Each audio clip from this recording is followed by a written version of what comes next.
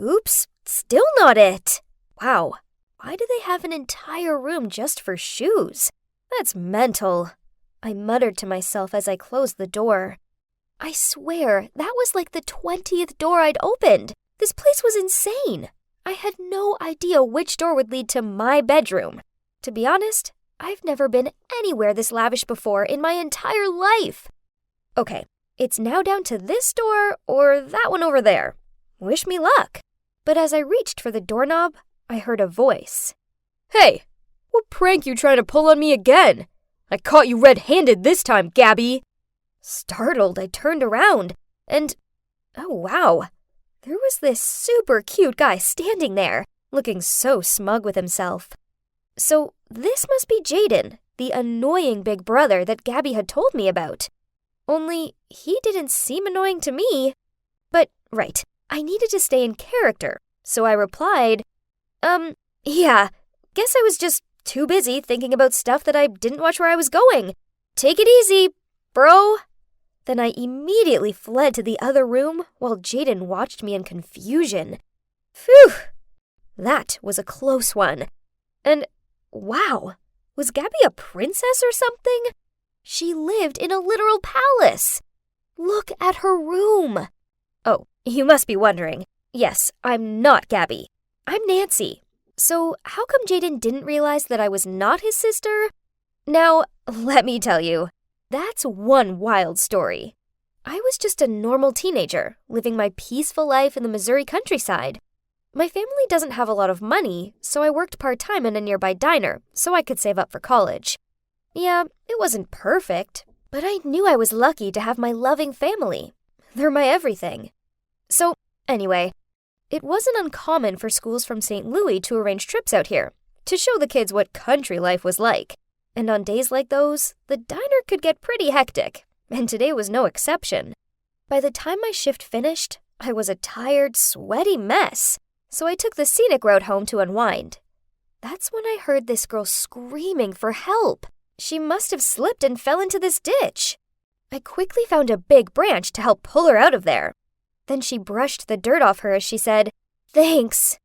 But as she looked up at me, OMG! We both jumped up in such a fright that we almost stumbled back into the ditch. She looked exactly like me. I pinched myself to check I wasn't hallucinating or something. I mean, I was super exhausted from work. We stared at each other gormlessly for a bit. Then she suddenly reached out her hand and slapped me. Ouch! I raised my eyebrows at her, and she just grinned back. Oops, sorry. Just checking this isn't a dream. That's when I saw it. Her bracelet. The pendant on it was a strange shape. A strange shape like mine. I held out my wrist to slot my bracelet's pendant into hers, and it formed a butterfly. What's more, carved on the back of it was our birthday, November 3rd. Oh my God! No wonder why! I always asked my parents why they bought me such an ugly bracelet. Turns out it was 2 halves of a whole? She shrieked. So, do you think we're twins? I was still in shock, but I managed to mutter out, "Must be." She excitedly clapped her hands together, then pulled me into a hug.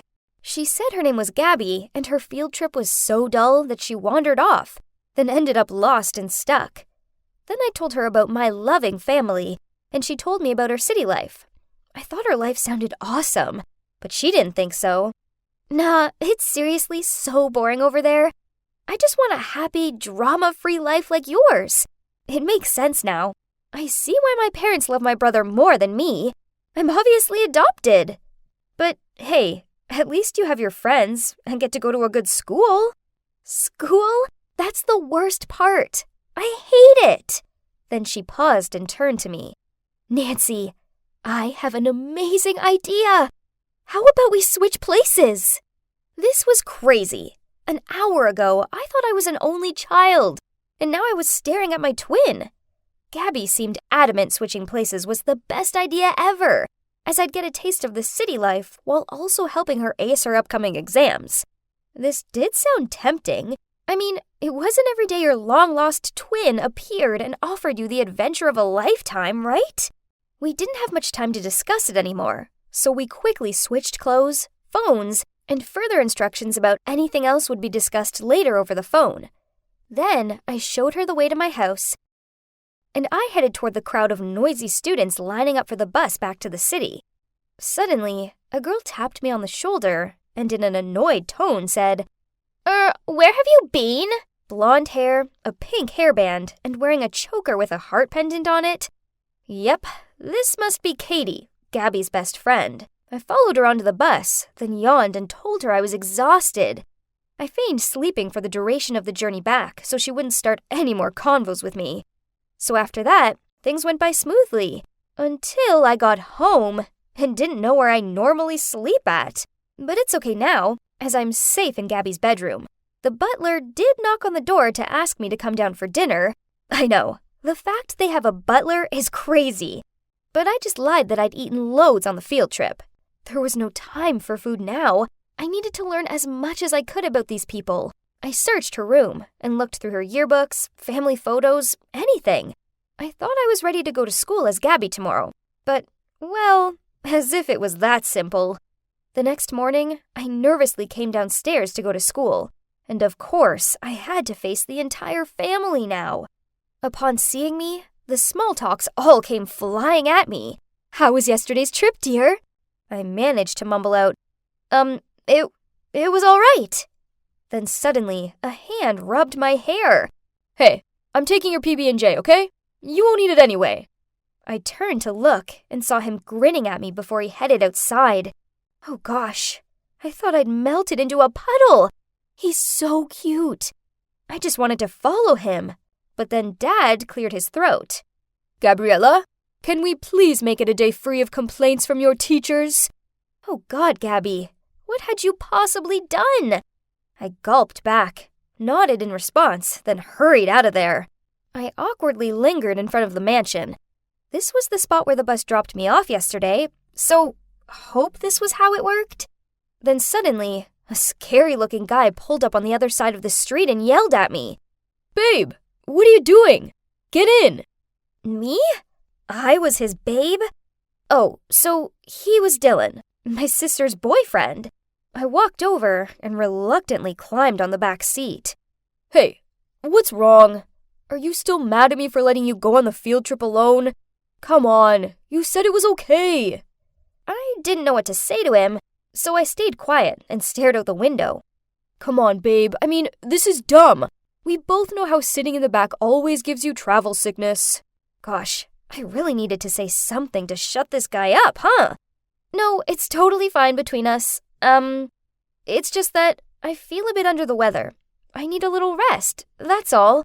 And it's more spacey here. Well, that seemed to quiet him down, but I kept on catching him giving me odd looks in the rearview mirror. Look at him! Ugh! Gabby and I might be twins, but our taste in guys couldn't be any more different. Dylan looked like the bad boy type. Green hair, a nose ring, and drove some flashy sports car, while I prefer sweet and funny guys, like Jaden. But I didn't want to accidentally ruin my sister's relationship either, so when we got to school, I had to give him a peck on the cheek to make sure that we were cool. Yuck. His cologne stank. Luckily, I met Katie in the parking lot, so I followed her to class. Things were going great. At least, they were, until we got to Spanish class. The teacher, Mrs. Harrison, gave me this judgy look right from the moment I walked in. Turns out, Gabby hadn't handed in her homework, and she spent the whole of the last session painting her nails. Mrs. Harrison demanded to check my homework today. Well, of course, I didn't know I had homework. So, in a disappointed voice, she said, "Gabby, it's been 2 years and you still don't know how to conjugate any single verb. Are you proud of that?" Suddenly, I heard Katie whisper, "But at least she knows how to dress, Mrs. Harrison. Your sweater looks like it should have been thrown out 2 years ago." Then some of the class giggled. Oh my God, Katie? That was so rude. But luckily, the teacher didn't hear that.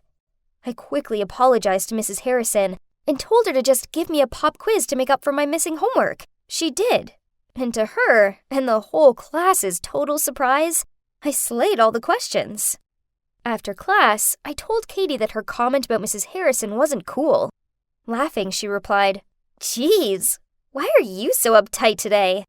But on seeing my unfaltering expression, she quickly changed the subject. "You've still got to help me with the plan, okay? You promised." She winked at me. "What? What plan?" In confusion, I faked a smile at Katie. "Oh, don't you worry, girl. I got it all set." That night, Gabby called me and we updated each other on our first day. Things went better than expected. Apparently, she loved it there, and she felt so warm and connected with Mom and Dad, and she was sure that they were our real parents. She also enjoyed feeding the chickens and apple picking in the backyard. However, she did almost get me fired from work, as she didn't know how to use the oven, but she managed to charm her way out of it. I told her how I'd handled the Dylan situation and made peace with Mrs. Harrison. But oh, Gabby, Katie did mention to me about some plan? What is it? Oh, yeah, I promised to set her up with Jaden. I guess you'll have to carry it out for me now. My heart sank as I said, "Jaden? As in, your brother Jaden?" "Yeah, now not biologically. It's no wonder I just couldn't get along with him. Not like us, right?" I forced a laugh and changed the subject. But, oh no, Jaden was far more suited to me than rebellious Katie. But, okay, this was Gabby's life, so I needed to make sure I didn't mess it up. And maybe, when this twinning truth broke out, I'd get my chance with Jaden. For now, we agreed to continue living each other's lives. I suppose it was pretty easy, seeing as all Gabby seemed to do was hang out with her friends and avoid doing her homework. The only part I didn't like was setting Katie up with Jaden. And that's when things got complicated. Will we ever tell everyone the truth?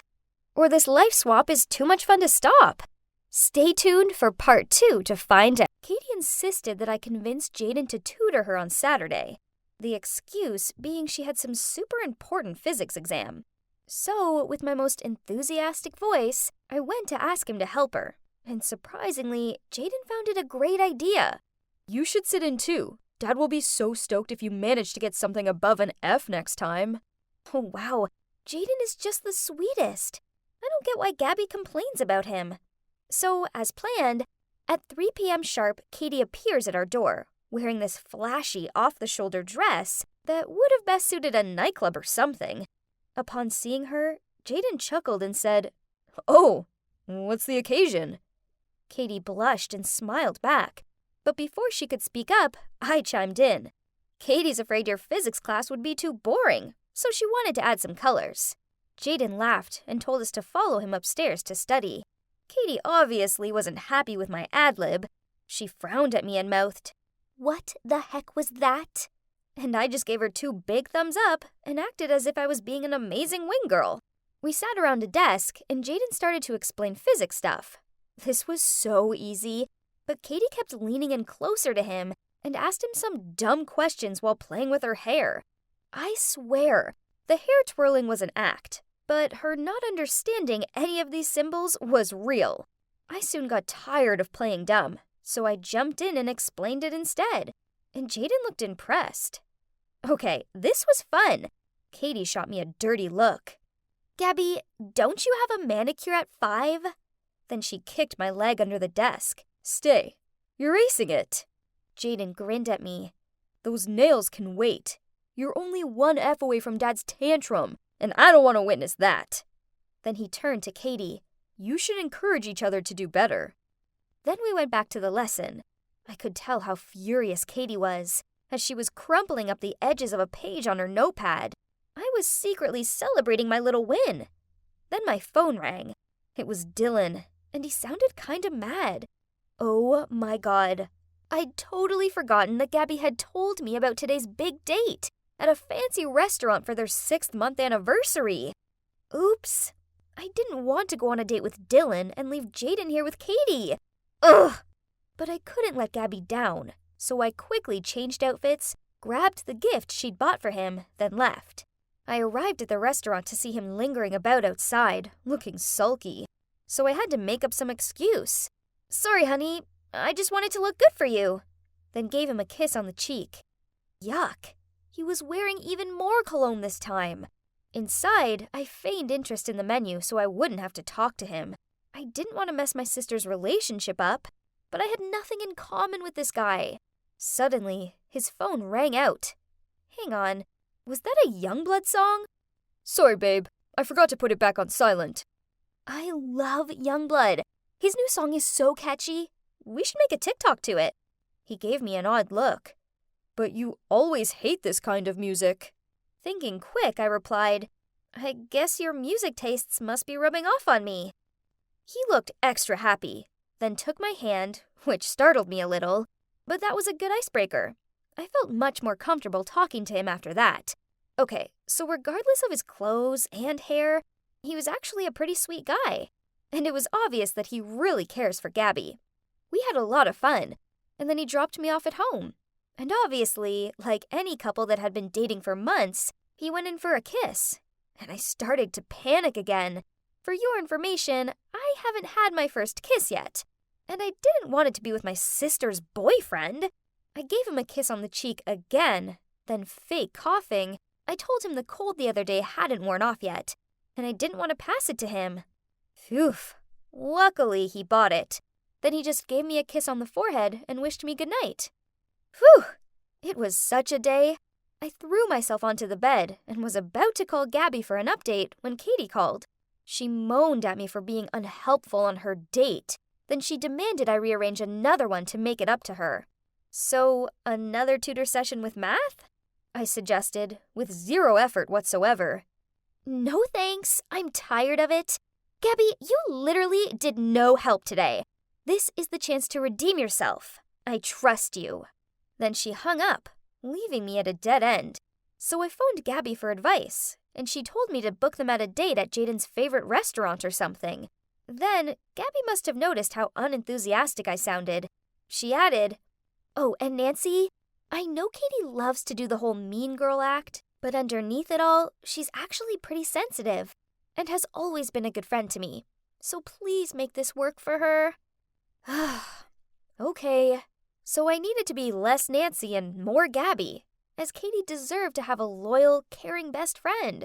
So I made a reservation, sent Katie the time and place, then told Jaden about it. And now I just sit back and let them meet up and flirt and, there's nothing I could do. It's not like I was going to stalk them or anything. But yeah, that's exactly what I ended up doing. I didn't mean to, but the thought of them being together just driving me nuts. So there I was, strategically placing myself behind a pillar in the restaurant, trying to stalk them. Then all of a sudden, someone threw an apron at me. What are you doing? The place is packed and you decide to just stand here flirting with the pillar, or what? Get to work!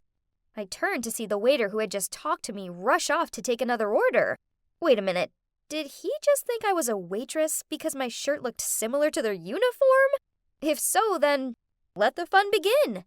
I quickly put on the apron, lowered my hat, and hovered around the kitchen window, trying to find Jaden and Katie's order. There it was. Now, let's add extra spice on Katie's ravioli. It didn't take long for their food to come out, and Katie started coughing like crazy, having a taste of her food. Ha! But joke on me.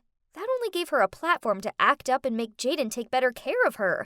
He even held a forkful of his steak out to her, and I watched her lean in and eat it. Ugh! Later on, when the waiter walked away with their dessert order, I waited for a sec before running after him and said, Hey, Table 17 just asked to change the chocolate cake to peanut butter cheesecake. They just told me. Then he just fixed the order without a doubt.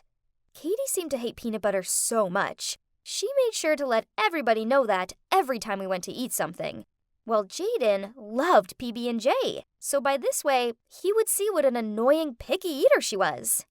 After that, I lingered at a corner, pretending to wipe tables to stay out of sight, while keeping an eye on them. And as expected, Katie jumped off her seat and started yelling at the waiter after taking a sniff of the cake. The waiter looked puzzled, then looked around, searching for something. Suddenly, he pointed at me. Hey, are you sure about the order? You were the one who told me that they switched the cakes. I froze as all the eyes were now on me. Gabby? I can't believe this! Why are you ruining this for me? Katie charged towards me. You! You know how bad my peanut allergy is! I could have ended up in the hospital! I don't know you anymore, Gabby! Then she stormed off. Oh my God, I really didn't know that. I didn't mean to hurt Katie that way. Jaden then quickly paid the bill, then grunted at me. We're going home. He didn't say a single word to me on the way home. He just went straight to his room and slammed the door. I stood outside of his room and kept on apologizing. He finally opened it and yelled at me. What's up with you? You've reached new levels of weird lately? I'm sorry, I didn't mean to. I thought you'd finally changed for the better. But, well, turns out you're still the same spoiled brat you always were. Just do whatever you want without a second thought. No, it's not like that. It was an accident. Oh, really? Then what is it like? It's like I have a crush on you, Jaden. I just can't bear seeing you with other girls. What? Are you crazy? This better not be some kind of prank, Gabby. You're my sister. No, I'm not. I'm not Gabby. I'm her twin, Nancy. And FYI, both Gabby and I aren't your biological sister either. Jaden looked at me, jaw dropped. Then I felt a hand on my shoulder. Gabby, what did you just say? It was Mum. She looked so perplexed, and tears were already welling up. We had an emergency family meeting, where I told them all about my chance meeting with Gabby, switching places, and how she believed she was adopted, as they favored Jaden over her. So now she's with our biological parents in the countryside. To say they looked shocked was an understatement. Then Mum took my hand and said, Sweetie, it's time you learned the truth. Then she told me how 12 years ago, during a family picnic, I wandered off and got lost. They tried searching for me, but to no result. But now, here I was. I'd found my way back to them. They also mentioned that it wasn't that they loved Jaden more. They were stricter with Gabby because she was rebellious when it came to her studies. It pains me to know she thinks we love her less. Dad sighed. Then Mum turned to me, cupped my face with her hands. Oh God, my poor Abby. I can't believe you're here with us now. Abby? So my real name was Abigail? I choked up. Things then got emotional. There was a lot of hugging and sobbing. It was an emo overload. So let's go pick up your sister, shall we? Dad patted on my shoulder and told everyone to get changed. Then we hit the road right away. It may have already been 10 p.m., but this couldn't wait. On the ride, I started to calm down and let the truth get to me as I took one good look at everyone. So these were my real parents? And that meant Jaden was my real brother too? Man, now that's embarrassing. I pulled out my phone to give Gabby a heads up that we were coming and didn't forget to add a, "You are so not going to believe what actually happened." I was expecting her to call me right back, but instead, she just replied with, "I bet you I will believe it." Huh? We arrived at my house, and my parents rushed out to me and hugged me tightly. It turns out, they figured out that Gabby was an imposter pretty quickly, but she's still enjoying this farming life so much that she decided to hang around a bit more before telling me. Sorry, Nancy, but it didn't take long for Mom and Dad to notice how her daughter suddenly doesn't know how to fry an egg anymore. Then everybody laughed. We all squeezed around the kitchen table and caught up on everything. Oh boy, it got emotional again. I think we all cried enough tears to fill a lake. It was so good to see my parents again. Even though they weren't my biological parents, they loved and cared for me, despite all the money struggles. Now that we're reunited, I've officially moved back in the city with Gabby, and we now go to school together. We still come out to the countryside every weekend and spend some quality time with my adoptive parents, who, turns out, Gabby loves just as much as I do. And thanks to my biological parents, they now have the bountiful ranch they always dreamed of. It all fell into place in the end, and I couldn't be happier. Except for the little awkward moments with Jaden. Thinking back about that, it was so dumb. Maybe I'll help Katie properly this time, as To be honest, they'd make a pretty cute couple. But she better set me up with another cute guy in return.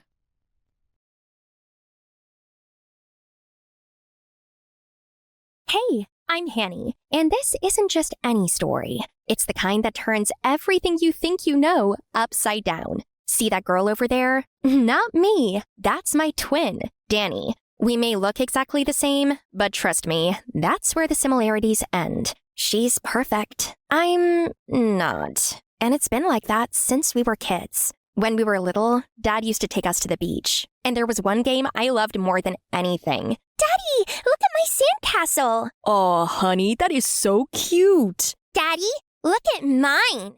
Wow, that looks like an actual castle.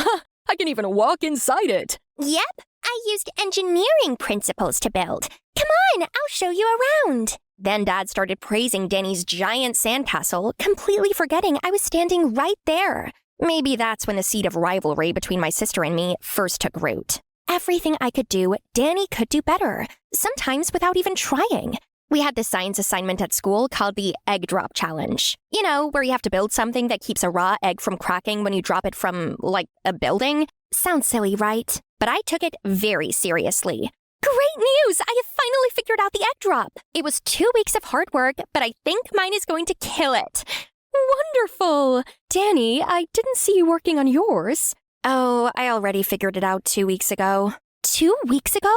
Like the week we got the assignment? Actually, the day we got the assignment. And yep, her project won. Ugh, Danny always made me feel so blah. She knew everything, nailed everything. People say I sound jealous. Blah, blah, but I'm not. Just frustrated. I mean, if your twin was perfect and popular and you weren't, wouldn't you feel the same? As I was walking down the school hallway, suddenly... Hey, Hanny, where's your sister? Wait, how do you know it's me and not her? I mean, it's easy. You are you and she is she. See? You see what I mean? Ugh! Well, it is what it is. I had to just focus on doing my own thing. Wait, what is my own thing again? She got the spotlight. I was just the shadow. To be honest, our relationship became very rocky. Who has the strength to listen to all that endless showboating? Hey sis, a boy gave me 2 tickets to see that movie you've been talking about. What? This has been sold out for months. I know. Some guy I met online tried to impress me with movie tickets. His dad's a film producer or something, but I told him I'd rather go with my sister. You mean the son of the producer of this movie wants to date you and you keep saying no? Yep. Let's go watch the movie together. Nah, thanks. I have homework. What homework? We don't have homework. I'm busy. Go to the movie with a producer guy. Okay. All the good things in life seem to belong to her. The friends, the cute guy, the fame. By the age of 15, Danny was already running a podcast called Here Comes Your Best Friend, where she helped people open up and understand their feelings. She became one of the most sought-after teens with a massive fan base. And me? I had nothing. Until one day, something happened that changed everything. It was the weekend, and our parents were attending a wedding out of town. My sister and I were minding our business at different corners of the house when suddenly a hurricane hit. It was so terrifying that I instinctively ran to my sister, but I found her in the hallway on the way to my room. Oh, I just wanted to be sure you're not too scared. I know you hate thunderstorms. Me too. We sat there in silence for a while, and the storm kept getting heavier. I am so scared. It's okay, sis. I got you. Come sleep in my bed. As long as we have each other, we'll be okay. That night, we snuggled into her bed, and it felt just like old times, when we were little and loved each other. I forgot about the storm and slept peacefully. In the morning, the storm had passed, and our cell service was finally back. I woke up to the sound of endless notifications on Danny's phone. Everyone wanted to make sure she was safe. I checked mine, and the only messages were from my parents and grandparents. I instantly felt a pang of hurt. So nobody else in the world besides my family cared if I was okay? Was I really that irrelevant? The rage boiled in me as I walked towards getting breakfast. Phew, that took forever. Almost 1 million messages. Ooh, cereal. Can you make me a bowl? Ugh. Hey, Hanny, what exactly is your problem? All I do is be nice to you, and this is what I get? So sorry, I am a charity case that you need to be nice to. Enough of this nonsense. What is your problem? My problem is you. You pretend like you care about me, but you're just there enjoying your perfect life and being famous without me. Perfect life? You think my life is perfect? Hanny, you couldn't walk a mile in my shoes. Oh, really? Let's find out. We are the same size after all. You have no idea what you're asking for. Yeah, right. Being super famous is so hard. Fine. Tomorrow, you will be me and I will be you. You want to walk in my shoes? You got it. Hey, besties. Shh. It's me, Hanny. I'm going to be Danny today. We made the switch. Danny gave me a makeover this morning. Well, not much of a makeover because, hello. We are literally the same person. Anyway, I would be running the podcast, her IG, and everything else. I started the day responding to thousands of emails from fans. Then I prepped for the podcast episode I'd be recording later and headed for school. And guess what? Everyone in the hallway said hi to me. Hi, Danny. Nice episode yesterday. Nice glow today. In class, every classmate wanted to know what I thought. I had never felt so seen. It was shaping up to be the best day of my life when I heard my name over the speakers. Danny, come to the front desk now. I was excited, thinking something amazing was waiting for me. But the moment I reached the front desk, I saw 2 tall men standing there, waiting for me. Miss Danny, we are here to take you to your appointment. We already have permission from the principal. What appointment? We had this appearance booked for weeks now. Did you not check your calendar? Oh man, I forgot to check Danny's calendar. Of course I remember. Lead the way. I tried calling Danny to ask what this appointment was about, but I couldn't reach her. I had to relax and get ready to freestyle when I got there. We had been driving for over 20 minutes when Danny finally called back. Hey, I've been calling you. Why didn't you give me a heads up about today's appointment? What appointment? Suddenly, Danny's voice turned unusually serious. She told me I was in danger and had to get out of the car, no matter what. Stop the car! Who are you? We're from Kaz Oil, and we know who you are. What? Of course you do. I am Danny. I am famous. Get me out of here. No, we know who you really are, and we're taking you to fix your mess. The driver started speeding, and I was terrified to my bones. Suddenly, a deer ran across our car, and he pumped the brakes to avoid hitting it. As soon as they stepped out to check the car, I slipped out the front door and ran as fast as I could. All those PE classes finally paid off because I ran so fast they couldn't catch me. What did those guys mean or want? Just as I was hiding in a narrow alley, a hand suddenly grabbed mine. Let me go! The stranger suddenly covered my mouth. As I slowly opened my eyes, I realized it was Danny. How did you find me? That doesn't matter right now. Hanny, things are dangerous. You need to go home now. I'll handle this and come back later. Just as I was about to stop her, it was already too late. In a flash, the 2 men grabbed her and sped off, leaving me frozen in horror. I immediately grabbed an Uber and followed them. Then I saw Danny and the 2 men get out of the car and walk into a mansion that looked like it came straight out of a horror movie. I quietly followed them and hid behind a door, just enough to see everything unfold. It took months to figure out it was you, you know. Over 50 hackers are working around the clock to break your firewall. Imagine my disappointment to find out you're just a 17-year-old diva with a savior complex. Actually, 15, sir. Your nonsense has damaged the reputation of my company. We've lost so much money. Investors are pulling out, and you have to fix it right now. That was a passionate speech. Let me think. No. All right, Miss Doom. Let's play. That man was the CEO of Kaz Oil, the biggest fuel company in the U.S. I'd seen him on TV before. Wait, did he just call her Miss Doom? A mysterious hacker who exposed corrupt companies for destroying the environment. Her last expose tanked the entire oil market after revealing how they dumped waste into the ocean and killed marine life. People admired her, but no one ever knew her identity. Until now. I felt shivers run down my spine. My sister Danny was more than a pretty face on the internet. She was also a warrior fighting for the environment and the future of our planet. Even in the face of danger, she was not backing down. I suddenly felt ashamed. I had to help her. I pulled out my phone and secretly live-streamed their entire conversation. Of course, keeping the camera turned away from Danny to protect her anonymity. I will tell you how this is going to go.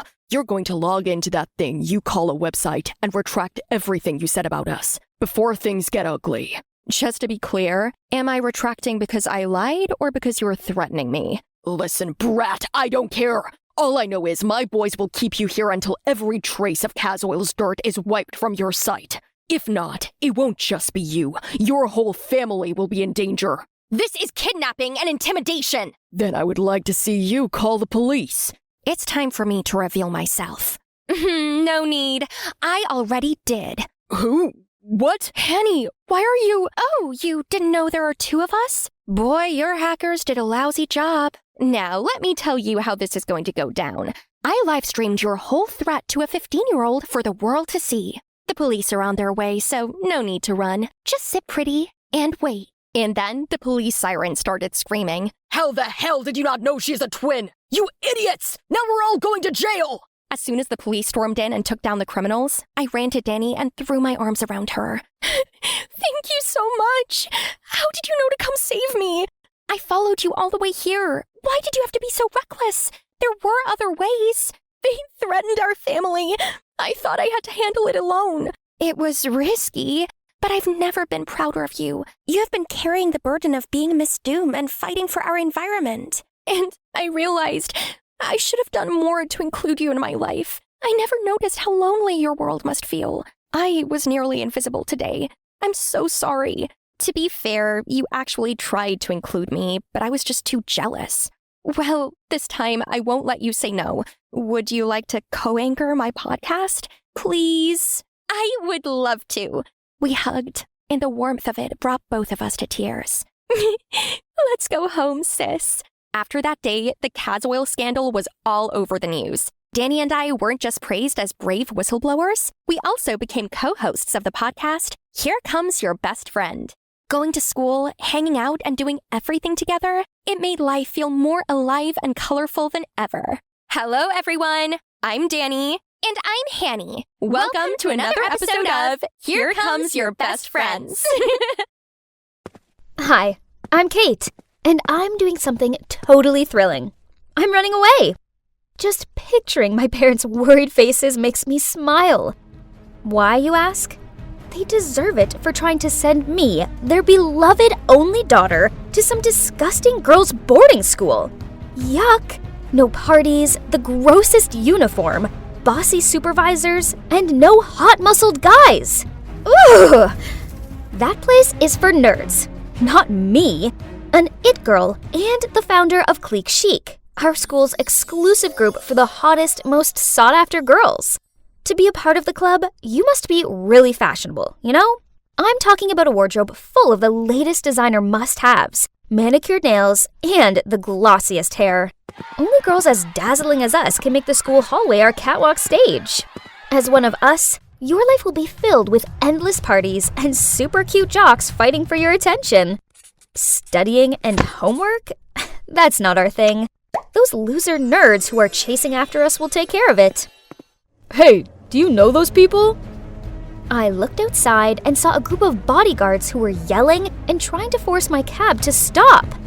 Ugh, this was so uncalled for. $500 if you can get rid of them. The driver immediately sped up.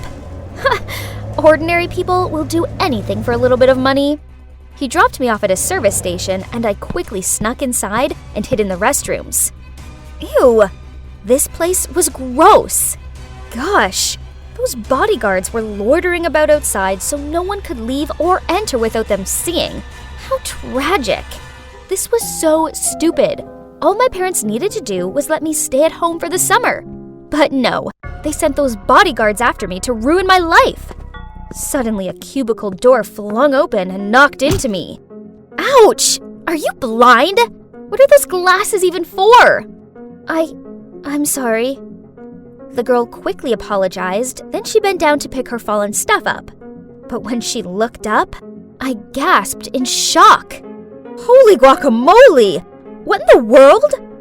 She looked exactly like me. I mean, at least her face did. Her style was disgusting and old-fashioned. Ew. But given my dire situation, I came up with an amazing idea. Okay, so this is weird. Do you want to make some money? And I mean a lot of money? She gave me this dumbfounded look. Ew, I hope I didn't get frown lines like she did when I screwed up my face. They were ghastly. I have a really lucrative job for you. As you can see, we have similar faces. Freaky, but fortunate. So I need you to pretend to be me and live my rich life for a month or two. Here's my Twitter account. Just skim through it. You can learn everything about me there. It should be enough for you to play the part and avoid my family's suspicion. And here's your payment. I rifled through my bag and handed her the rest of the cash. Jeez, this must be a huge amount for her, as her eyes lit up like she was seeing money for the first time, and she immediately took it. We quickly exchanged clothes, and as instructed, she went outside to hand herself over to the bodyguards. Freedom! Now bring on one long, hot summer of fun. But first, I have to go shopping. Wearing these old-fashioned, disgusting clothes made me want to puke. Oh no! My parents have locked all of my credit cards! I can't even buy a soya milk iced latte now! Oof! How could my parents be so cruel? The worst part is, I had stupidly given all my cash and my phone to that girl. With no other options left, I reluctantly searched the girl's bag. A few old-fashioned clothes, some stupid books, and an unbranded lipstick? Huh? Was that all? How can people live like this? But, what's this? In her small notebook was a train ticket and an offer letter to work at Homestay Allen. So, looks like she's going there for a summer job. Hopefully that homestay has a bath with scented candles and a pool for me to sunbathe by. I need to work on my tan. I was glad to get off that flea-ridden thing and breathe in some fresh air. Now where was my ride? There was a short, chubby old man holding a board with the name Clara on it. The name on the train ticket was Clara. So this meant he was here for me? He didn't even have flowers with him, and he could have at least combed his hair. So, turns out that's Danny, the manager and owner of the homestay. Honestly, if it wasn't for the circumstances, I would never have set foot in this stupid place. Oh, how the day got worse. Without even being allowed to rest my weary feet, Danny gave me work. Housekeeping. It was a joke, wasn't it?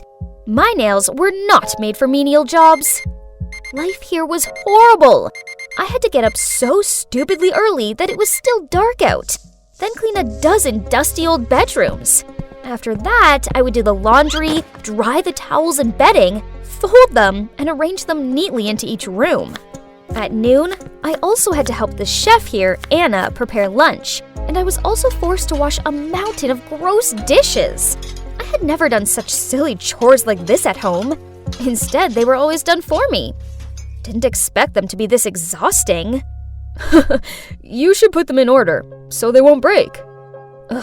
Where did this nosy guy come from? Are you lecturing me? I replied crankily and walked away. Suddenly, oh no! This was the 9th time I'd broken stuff since I'd arrived here, and that wasn't counting my poor broken nails. I quickly bent down to clean up, but ouch! I cut my finger on one of the pieces. The guy quickly ran over and bandaged my wound. Bond, that's my name. Huh? What's this? Did he just wink at me? My heart was pounding. He was cute. Yeah, he was really cute. I'm Clara. Go do something else. Leave this to me. Realizing that I'd been staring at Bond for a while, I hurriedly got up and rushed to the kitchen. Nice to meet you, Clara. I'm your new colleague. Well, that's not so bad. At least I have someone to share my workload with and to chat.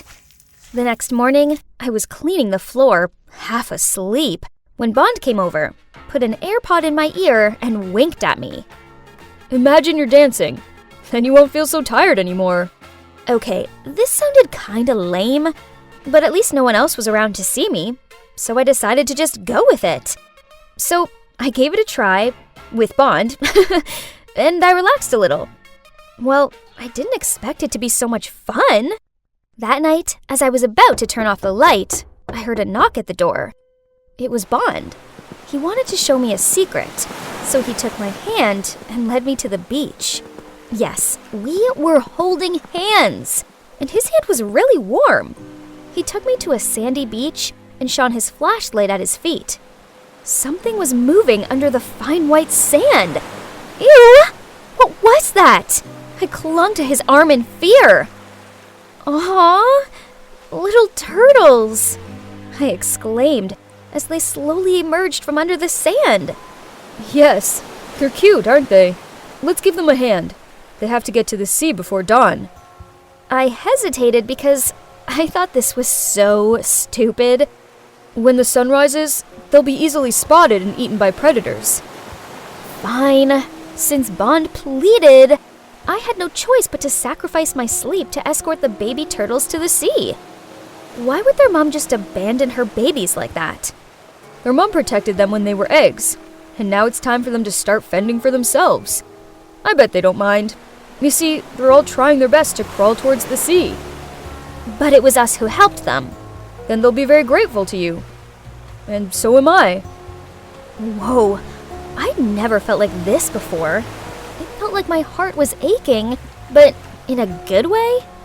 Thinking about it, I suppose this was the first time I'd ever helped anyone before. Now I kinda understood why my parents did what they did. They just wanted me to be more independent and stop hanging around with those vain, show-off girls. They sure would be pleased if they could see me now, with this sweet and gentle guy. He was the total opposite of the rich boys back home. When I was hurt, he made sure I was okay. He opened my eyes to new experiences, and he didn't try to impress me with dumb flowers and expensive gifts. I've been thinking about Bond all day, and this is the 1001st time I've peeked at him. I think I'll have to confess my feelings before I go crazy. So, that evening, after finishing all my work, I knocked on Bond's door. Huh? Why was a teary-eyed Miss Anna standing there? Then she told me the shocking truth. Bond had left without saying goodbye. Panicked, I walked into the room, but there was nothing left of his. Nothing! No! This couldn't be happening! I hadn't even had a chance to confess yet. The next day, I felt so down. It sucked not having Bond here. But then in my zombie state, I accidentally picked up the newspaper at the front desk. OMG! On the front page was a picture of Bond! God, I couldn't believe it.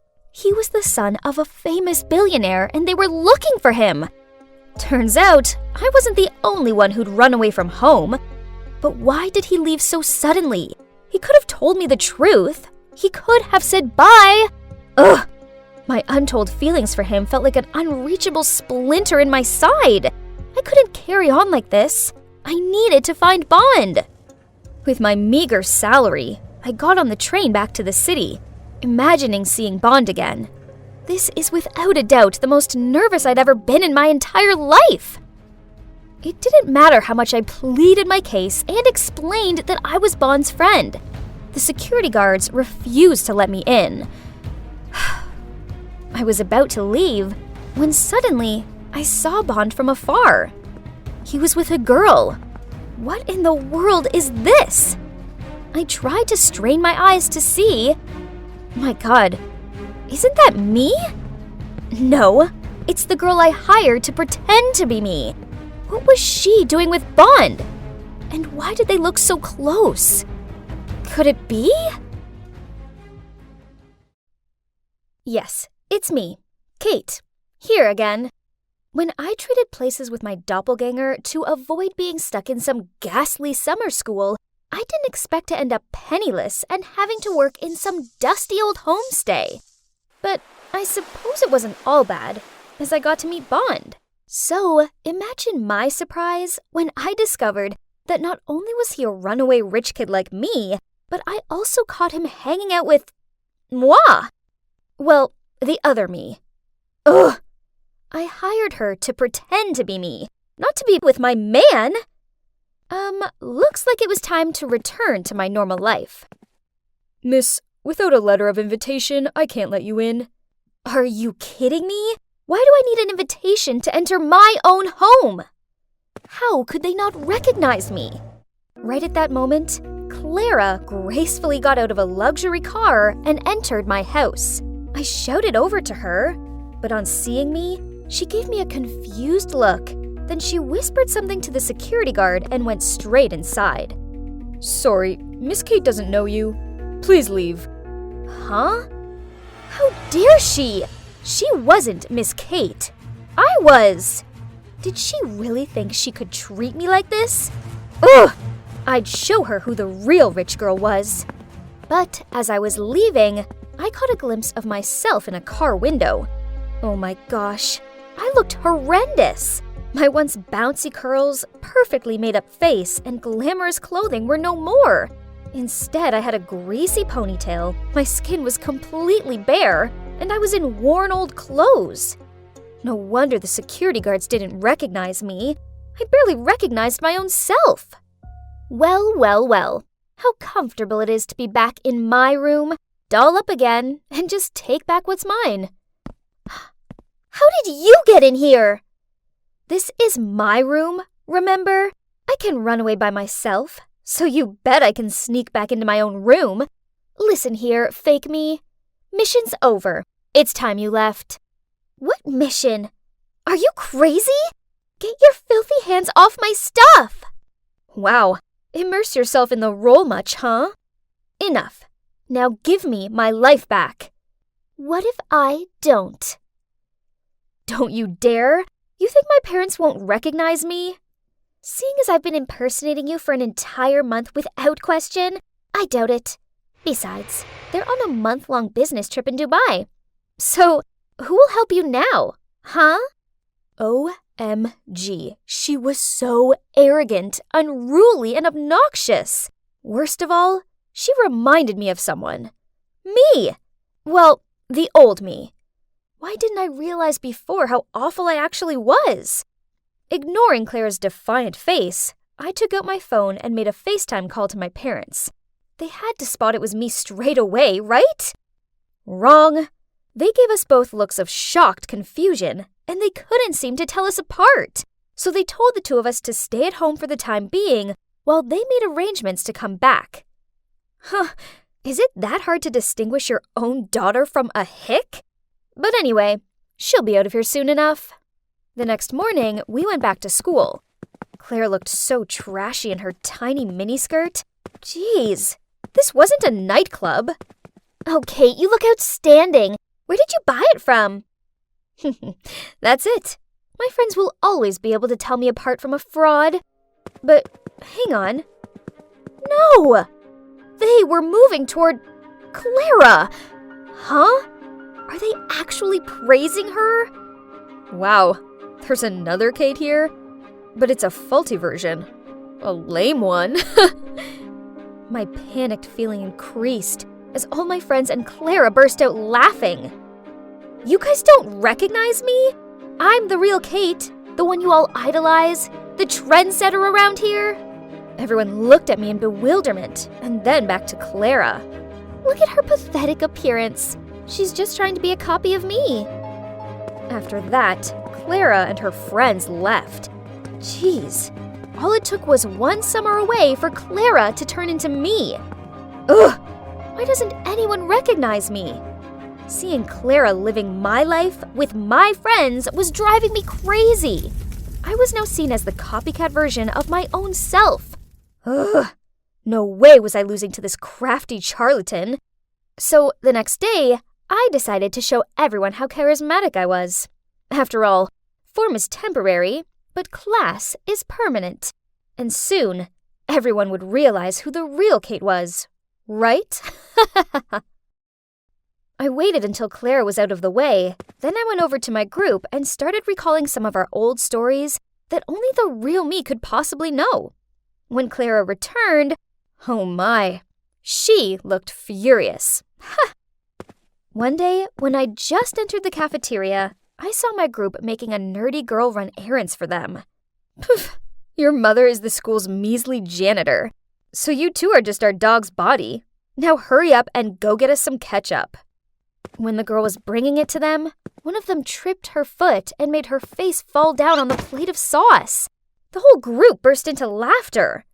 I rushed to help her up and scowled at the clique chic girls.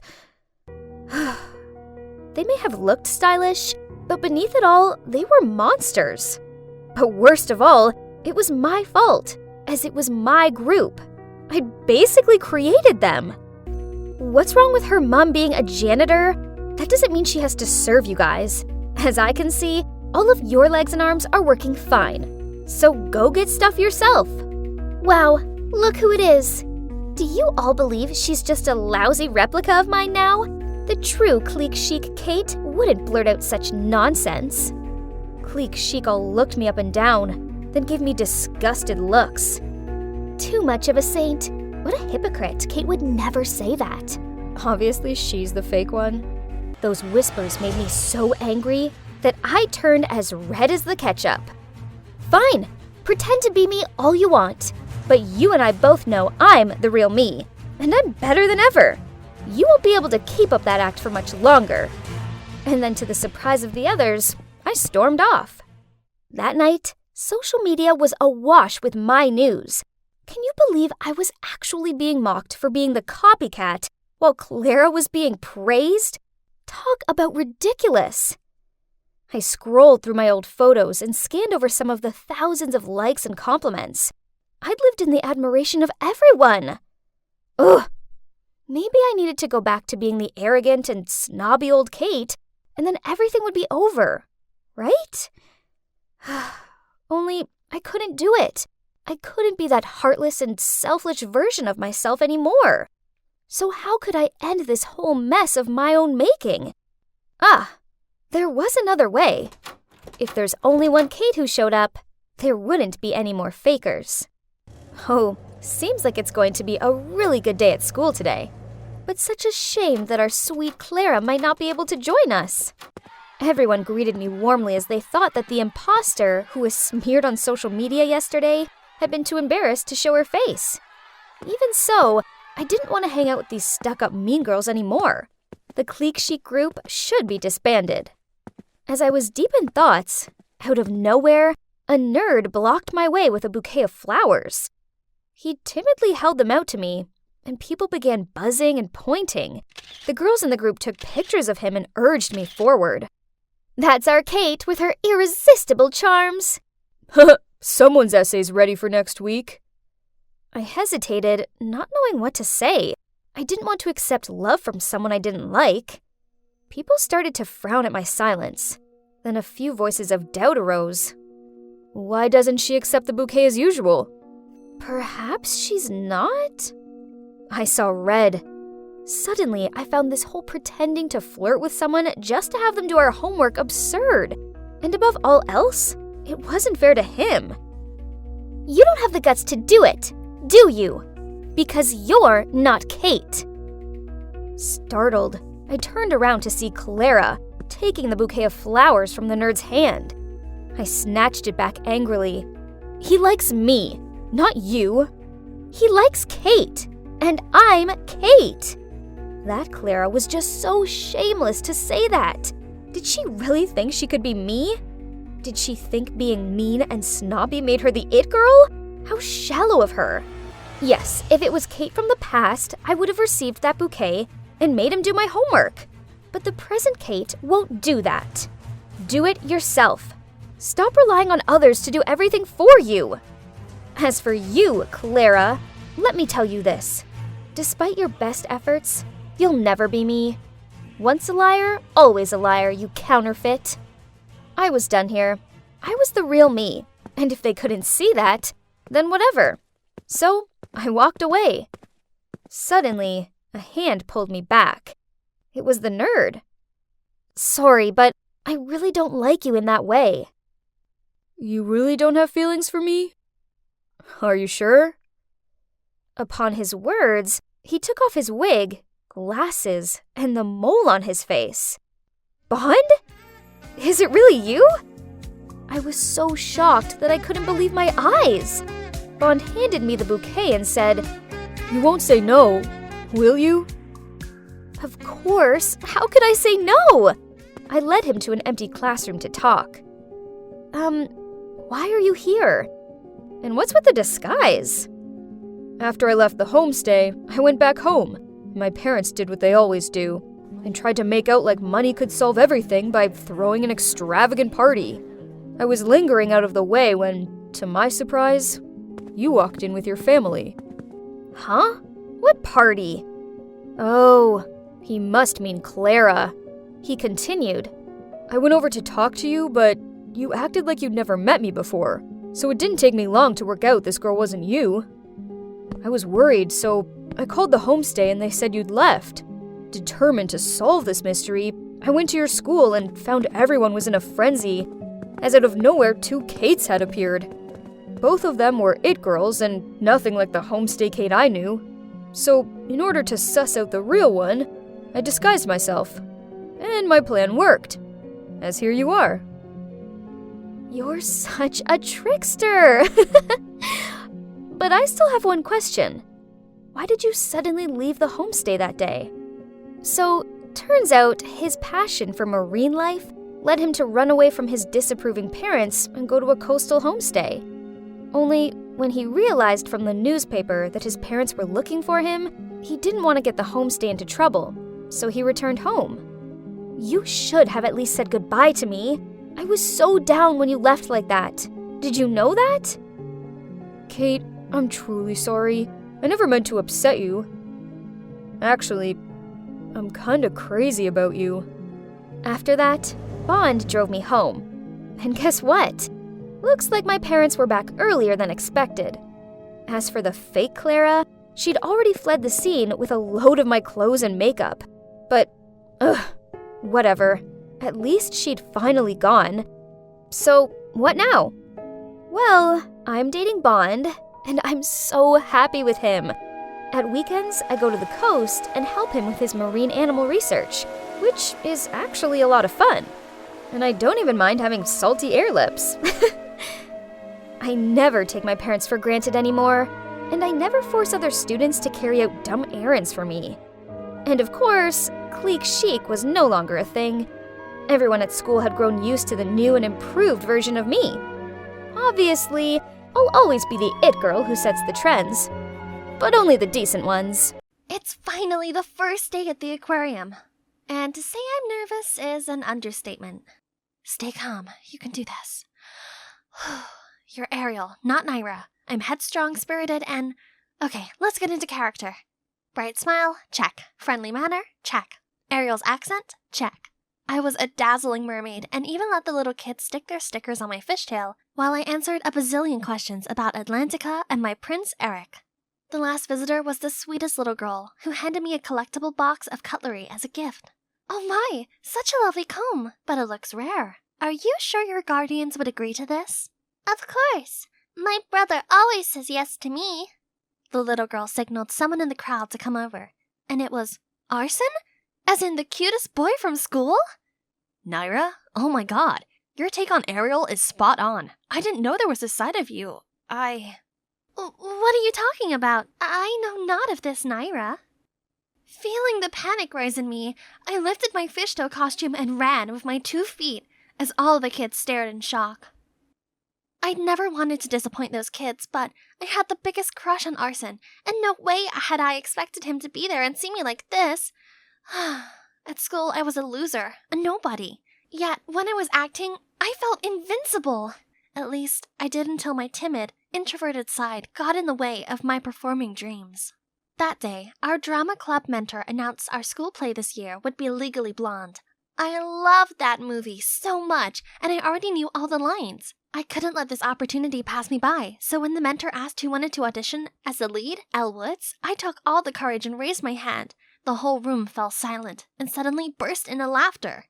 Oh please, how could a loser like you play the glamorous Elle Woods?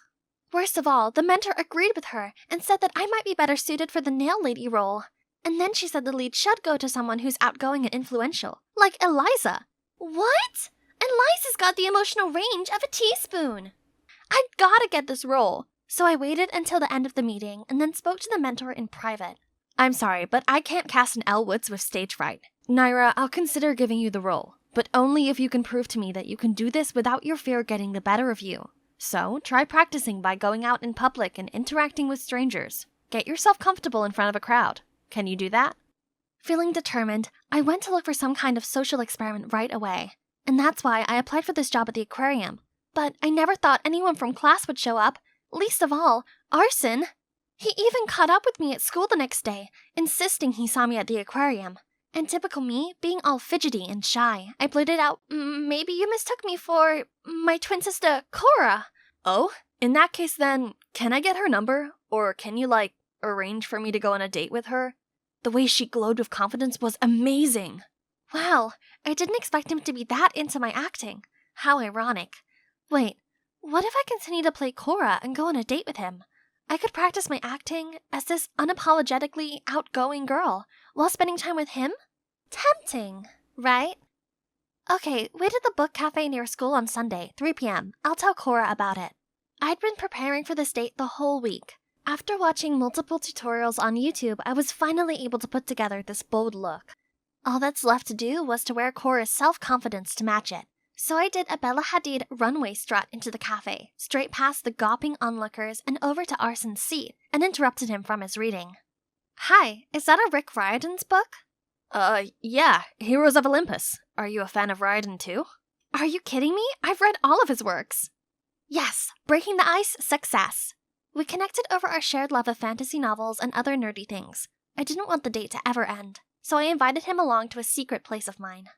I covered his eyes until we got there. Being the cute guy he was, he went along with it, even though he looked unsure about what was happening.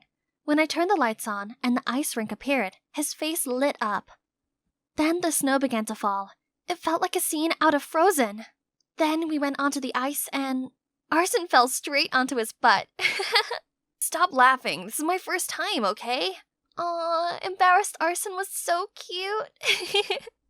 I helped him up, and it was the first time our hands touched. I led him around the rink and taught him some moves. When I looked at him, I saw him looking back at me with this big grin on his face. Then suddenly he pulled me in, and I fell right into his embrace. Our faces were so close, and I swore we were about to kiss. Ugh! Overcome with nerves, I pushed him away, and he lost his balance and fell flat on the ice. But he jumped up to his feet right away and skated after me. Oh, don't let me catch you, or else. Let's see you try. Yesterday felt like a dream. We texted each other nonstop up until the last class of the day, PE. My eyes were still glued to my phone when a flying ball hit my knee. It was from Eliza. Right after that, another one came and knocked my glasses off. I shielded myself with my arms and hoped it would go away soon, and surprisingly, it did. Only Arson was standing in front of me, blocking all the balls. Arson, what are you doing there? We were just playing around. Playing around? Can't you see you're hurting her? Then Arson turned to me and asked me if I was okay. Could this be it? Did he realize I was the girl he went on a date with? Thank you for helping me out. You're my friend, and also Cora's sister, so I've got to look out for you, right? Oh, he didn't recognize me. That meant my acting was flawless, right? Then why did I feel so uneasy about it? As uncomfortable as I felt about the situation, I also liked Arson way too much to stop it. So I continued pretending to be Cora. He acted so lovey-dovey on our dates, and it made my heart melt. But at school, he only saw me as Cora's helpless, clumsy sister. He talked about her constantly and stared blankly into space as if there were an imaginary Cora there. It started bugging me that Arson only liked the confident, fun, and spontaneous heroine I'd created, not coy Naira. I couldn't blame him, though. If I didn't find myself lovable, maybe that's why Mom left me and didn't bother to write or to call. I couldn't do this anymore. I couldn't feed Arson with false expectations of an unreal character, so I typed out a text to Arson telling him that Cora was on her way to study abroad for 3 years and that this relationship wouldn't work. Arson kept texting back, non-stop, and even came to my house to look for Cora and broke down in tears when I told him she'd already left. I felt so bad, but that was the only way for him to stop fantasizing about Cora. Over time, his pain would fade, right? From that day on, Arson always looked for me at school and consistently asked about her.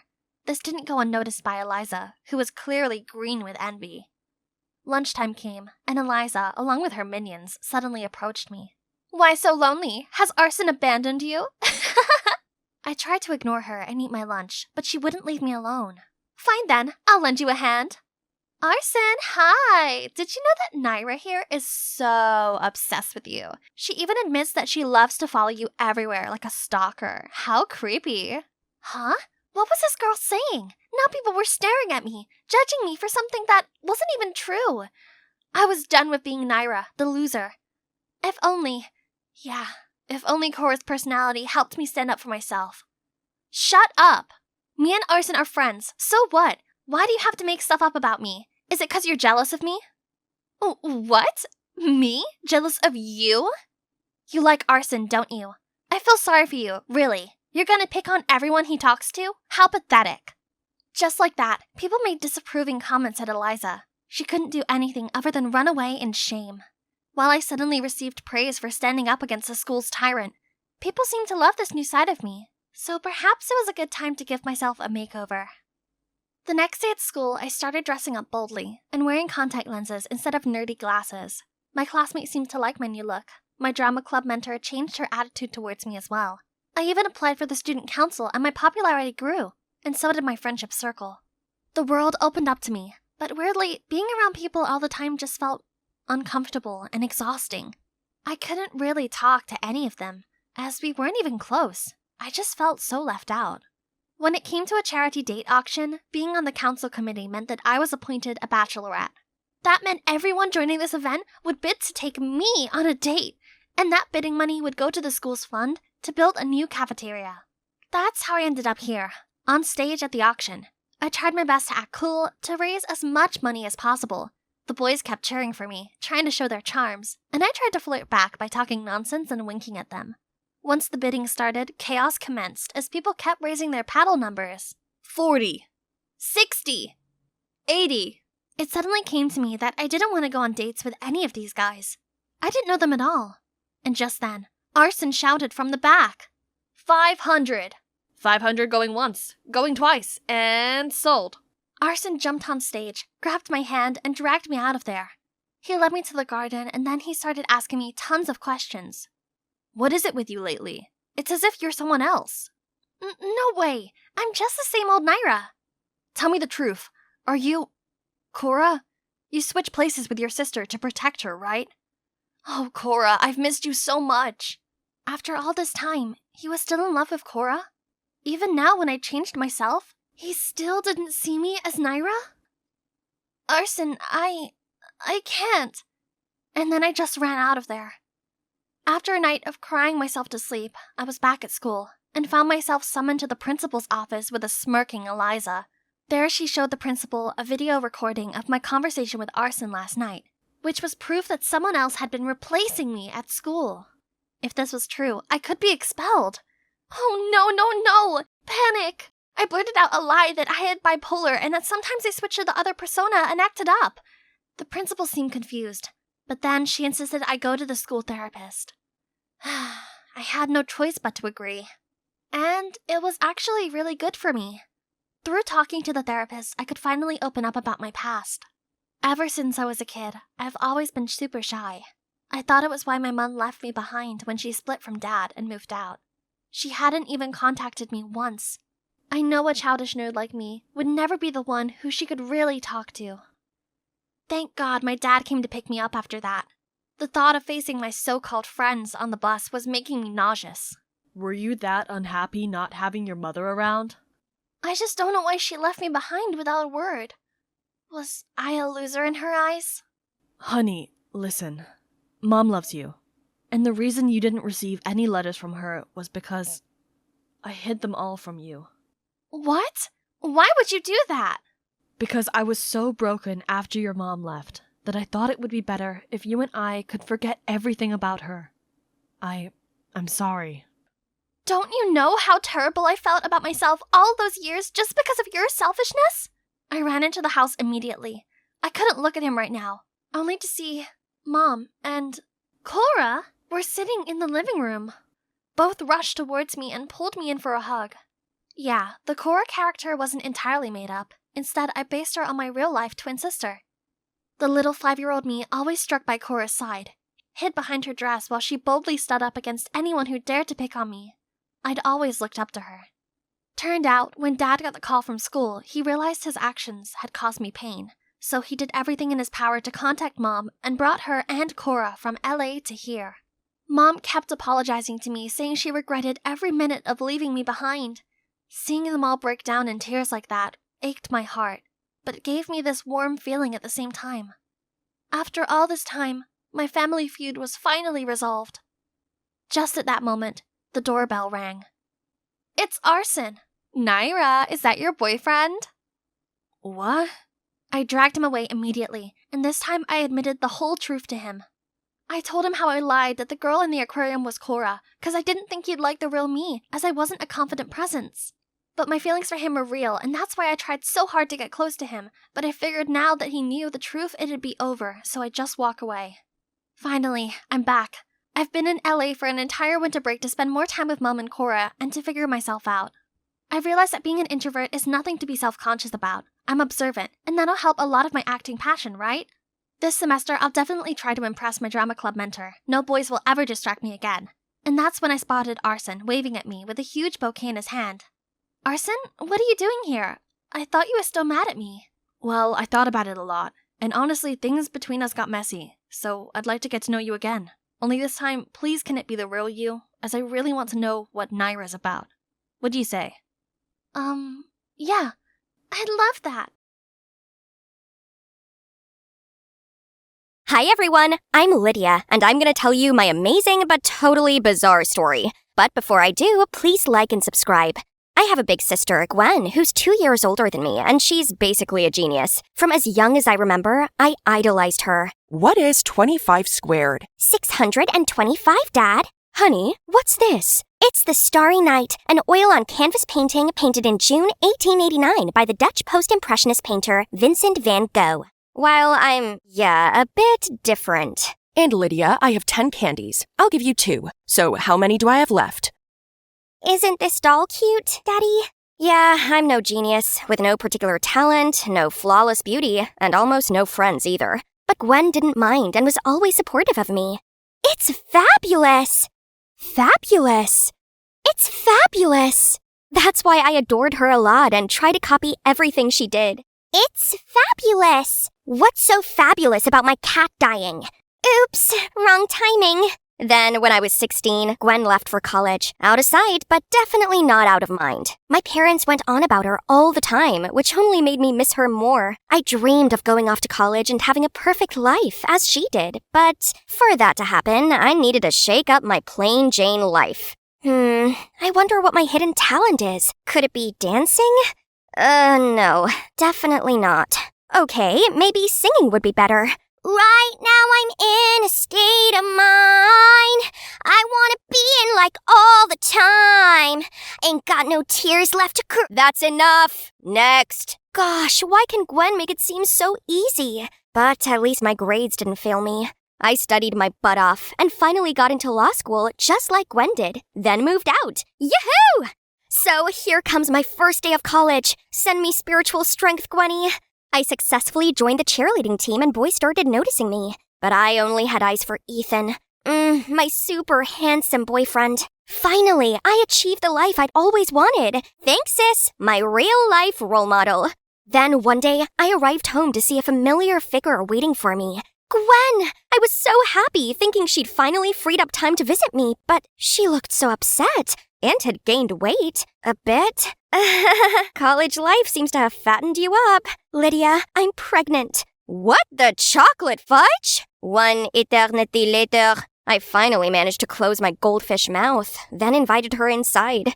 I dropped out of college 6 months ago, then found out I was expecting a baby right after. My due date's in just 2 weeks, and I have nowhere to go. Please, Lydia, let me stay here. Our parents must not find out. I can't face their disappointment. How about my disappointment? She was meant to be perfect, but she's just ruined everything. What about the father?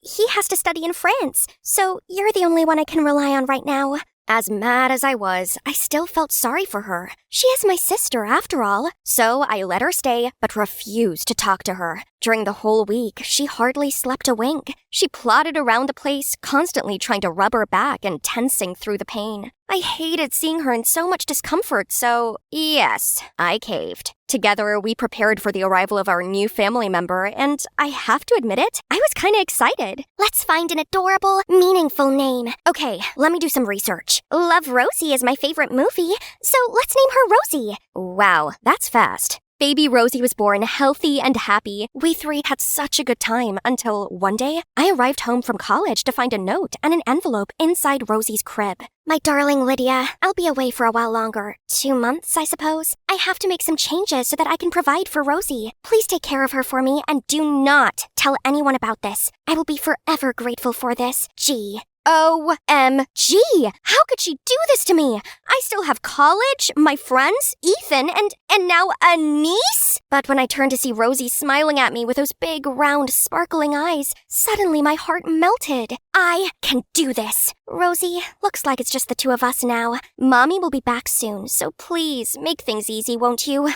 She absolutely did not. Sometimes I wondered if Rosie was real or an AI program because every night at 3 a.m. sharp, she would cry her lungs out. And if her milk was a little colder than 98.6, she'd spit it all out. Not to mention, I have to come up with 1,000 ridiculous ways to keep her entertained. And my house was always filled with the smell of stinky diapers. But other than that, Rosie was very sweet. I can't bring myself to get angry at her. I had no other option but to take online lessons instead of going to class. One time, I forgot to turn off the mic, and suddenly, Rosie farted so loudly that the entire class immediately flocked around to look. Another time, I was so exhausted from staying up all night that I felt my eyelids drooping. Then, Lydia! Yes, dear, milk is coming! I don't think milk works for you, but an F will. Oh no. Despite my constant apologizing, I still ended up with poor results. This semester, I'd already failed 2 classes and been kicked out of the cheerleading team. You think that is the worst part? Think again. On a super lucky day, I was at Walmart, overwhelmed with dozens of diaper brands when I saw none other than Ethan. There's nowhere to hide, Lydia. You're doomed. Oh, hi, Ethan. Didn't expect to see you here. Sorry, recently I'm a bit busy. Do I know you? Huh? I'm Lydia, your girlfriend? What? It's really you? You ghosted me for the past few weeks. Jeez. Did you even take a shower? And what's that thing? Want to trap me with a baby? No, she's not my child. And it's true that I forgot to wash my hands after changing Rosie's diaper this morning, but anyway, please, I just need to look after her for a few more weeks and everything will be back to normal. That's enough. Look at you. You're just like a cave girl. By the way, use this. And you know what? We're over. No words can explain how pathetic I am right now. It's all because of your mom. She's such a... Now my life's a living misery, all because of you two. Shh. I'm sorry, Rosie, I didn't mean it. None of this is your fault. 2 months is almost up. When your mom's back, things will be okay again. But 2 months passed, and Gwen was still nowhere to be found. Worse still, the money she left ran out. I had no choice but to find work, so I took a personal tutor job where students came to my place to study. Not a single soul applied, until one day I opened the door to see this guy. Hello, can I help you? I saw this flyer and want to attend the class. Oh, really? Sure. Come on in. Turns out, he's Augustin. He wanted to get onto the same law course as me, but last year he didn't make the grade. I tried my best to keep an eye on both Rosie and Augustin in separate rooms, but once in a while, Rosie let out a squeak. You hear that? That's my cat. Solve this equation. I need to go to the toilet. But you went 10 minutes ago. I have a small bladder. It runs in my family. Any problems? If you fall in love with someone, just confess like this. My love for you is like diarrhea. I can't hold it in. Mwahaha! Disgusting. I pity anyone who falls in love with him. I hurried back in to see him on his phone. So much for working hard. Huh. Hey, if you really want to get into college, at least put some effort into it. Like how you did your Snow White makeup. Oh no, it's baby powder. It's flour. I'm making bread. Didn't know you can make bread in the toilet. It's okay, teen mom. No need to hide your baby anymore. No judgment here. Seeing as the game was up, I told Augustin the truth. Surprisingly, he seemed understanding and even asked if he could see Rosie. Whoa! Who knew Mr. Jokester could be so good with babies? I've never seen Rosie so full of joy and laughter like that. Gradually, I no longer saw him as my student, but more like a friend. It's not like he came to my place to study anyway. We talked a lot, even outside tutoring sessions, and I learned so much about him. You'll never fulfill your law school dreams by playing games all the time over studying. Who said law school is my dream? And this is not a game. Huh, a fashion website? Don't tell me it's yours. Yeah, I'm the founder of this brand. No way. And what's this? Can you really sell this plain cap for $200? It's not about the cap. It's about the brand's design. He then told me he had always dreamt of opening his own fashion chain, but his parents never supported it and just wanted him to be a lawyer like them. That's why he was never serious about his studies and messed about. So, what's your dream? Become the best judge in America? It's totally not a hard question, but why am I speechless? I just want to be as cool as my sister, but she's not so cool anymore. Right then, Rosie squealed and filled her diaper, which somehow saved me from the situation. But Augustine's question got me thinking. I need to find the answer. You look distracted. What's on your mind? I found it! I want to be perfect! That's vague. How do you define perfect, though? Does it make you happy? I'm not sure. How about this? Have you ever thought about it? Oh, this is nonsense. Forget it.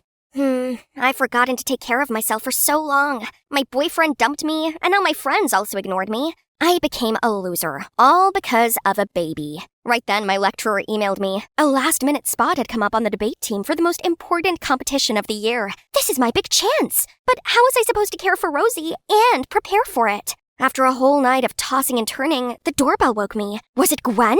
Oh, it's just some strange guy. Hi, you must be Lydia, Gwen's sister. I'm Kyle, Gwen's boyfriend, and her baby daddy. What on earth? Look at him! I didn't know Gwen had such a weird taste in men. Aren't you studying in France or something? What? Yeah, but without my baby, France, Germany, or even the North Pole are all meaningless. Can I see her now? And after that was the reunion of the century. Thanks for taking good care of Rosie, but now I'll do it. That's my duty as her father anyway. Kyle might look intimidating, but he seemed to love Rosie sincerely. So even though it broke my heart, I gave Rosie to her dad. Besides, there's a huge opportunity waiting for me.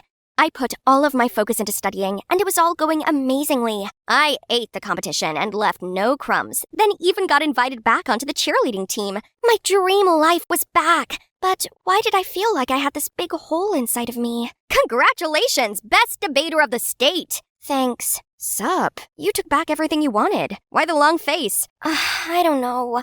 I just feel empty. So, what can we do to make you feel happy right now? So, here we are, at Rosie's place. What's that loud crying and scolding sound? I impatiently pressed the bell, and Kyle took forever to answer. OMG, is that cigarette smoke? And look at the house! It's a huge mess! What are you doing to Rosie? That's it. Give her back to me. You have no right to take her away from me. The only one who can raise Rosie with me is her mother. So tell Gwen to come back to me. What? You didn't talk to Gwen about this? Last warning. Tell Gwen to come here and ask to be my girlfriend again. Then I'll consider giving her the baby back. Excuse me, it's father-daughter time now. I fell on my knees like all my strength was drawn away. It's all my fault. I handed Rosie to him. Calm down, Lydia. Let's try contacting your sister first. I called Gwen 1,000,000 times, but no surprise, she didn't pick up. So I shot her a message about the current situation and asked her to show up ASAP. Me and Augustine waited outside Kyle's house for ages, and right when we were about to give up, Gwen finally appeared. We banged on the door, but that jerk Kyle refused to let us in. Oh, you finally showed up. If you want the brat back that badly, then it'll cost you, let's say, $5,000. What a lowlife! Gwen was inconsolable, and Augustine kept trying to kick the door down. Success! We were about to storm in, but then spotted Kyle running off with Rosie and jumped onto his motorbike. Call 911. We've got this. He led me over to his bike, and I clung on for dear life as we chased after Kyle. He was going so fast, and I thought we were going to lose him. Then suddenly, Augustine took a sharp turn up a narrow alley. What are you doing? He went the other way! Trust me, and hold on tight. We whizzed back onto the main road and managed to cut Kyle off at the town square. He tried leaving the baby there and running off, but the cops caught up just in time, and he was arrested.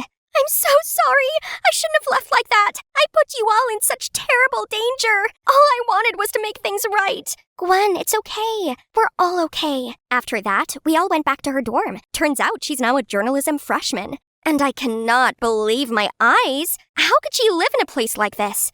Why are you? My life wasn't full of roses at all. The perfect image that I built up was all fake, and it completely wore me out. But this is real. It's what truly makes me happy, so please understand. I didn't know that, but I'm glad you found your dream. You'll always be my coolest sister. And with a holding hand, Gwen found the strength to tell our parents everything. They weren't angry at all, and even felt sorry for her carrying all that burden alone. Turns out it was Gwen who put all the pressure on herself. Mom and Dad even suggested that Gwen move back with them, so they could help her take care of Rosie. Finally, everything was sorted out, except I realized law was not my passion after all. Now, which path should I take? Suddenly, Augustin came to me with a wrinkled piece of paper. How about you start with this? Gosh, you still keep it? Let's say I'll give it a try. Hi, it's me again, and today is the grand opening of my baby clothes store. All the clothes here are my own designs. Adorable, right? And my marketing and branding expert, aka my soulmate, is this guy. Oh, of course, my family was also here. Mom. Wow, Rosie had just spoken her first word. Let's take a picture to capture this memorable moment. 3, 2, 1. Oh no, sweetie.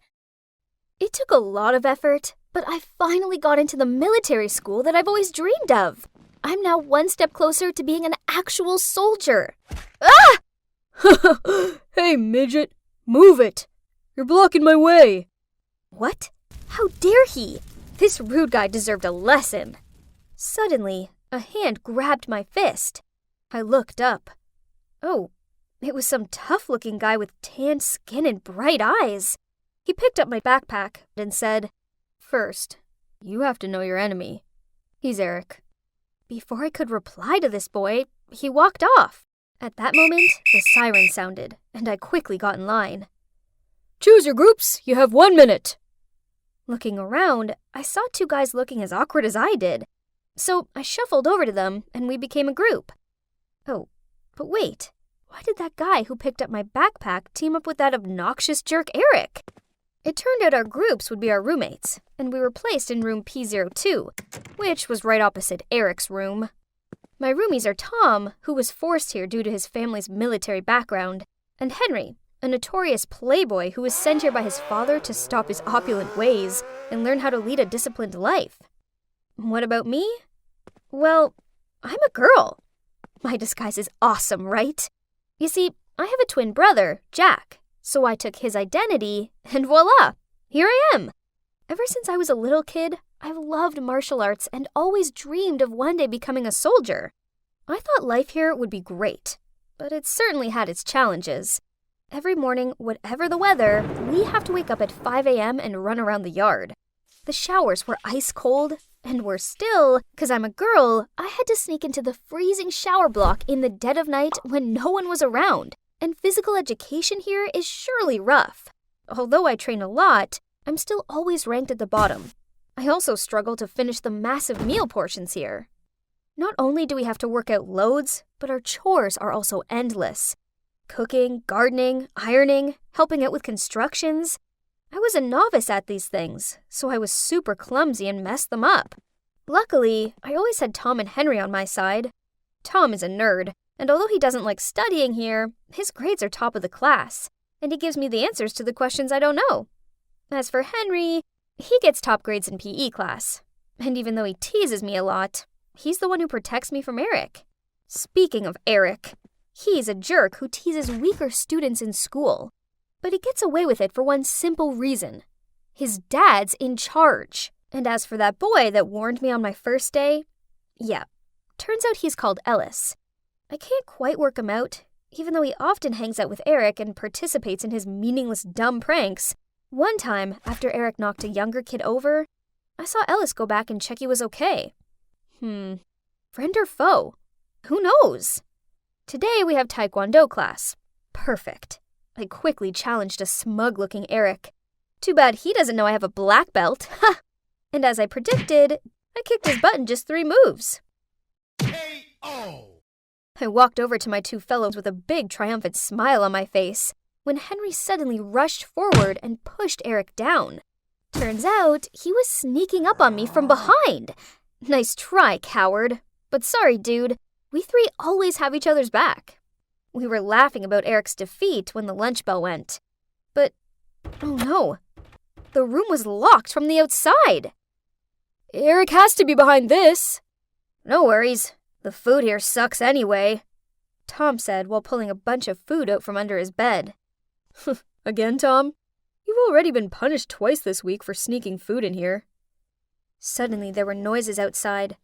I went closer to the door to listen when it burst open, and in stepped an officer. I stepped into the corridor to see everybody was gathered around whispering, while Eric was on the ground, looking pale like he'd just seen a ghost. Oh my god.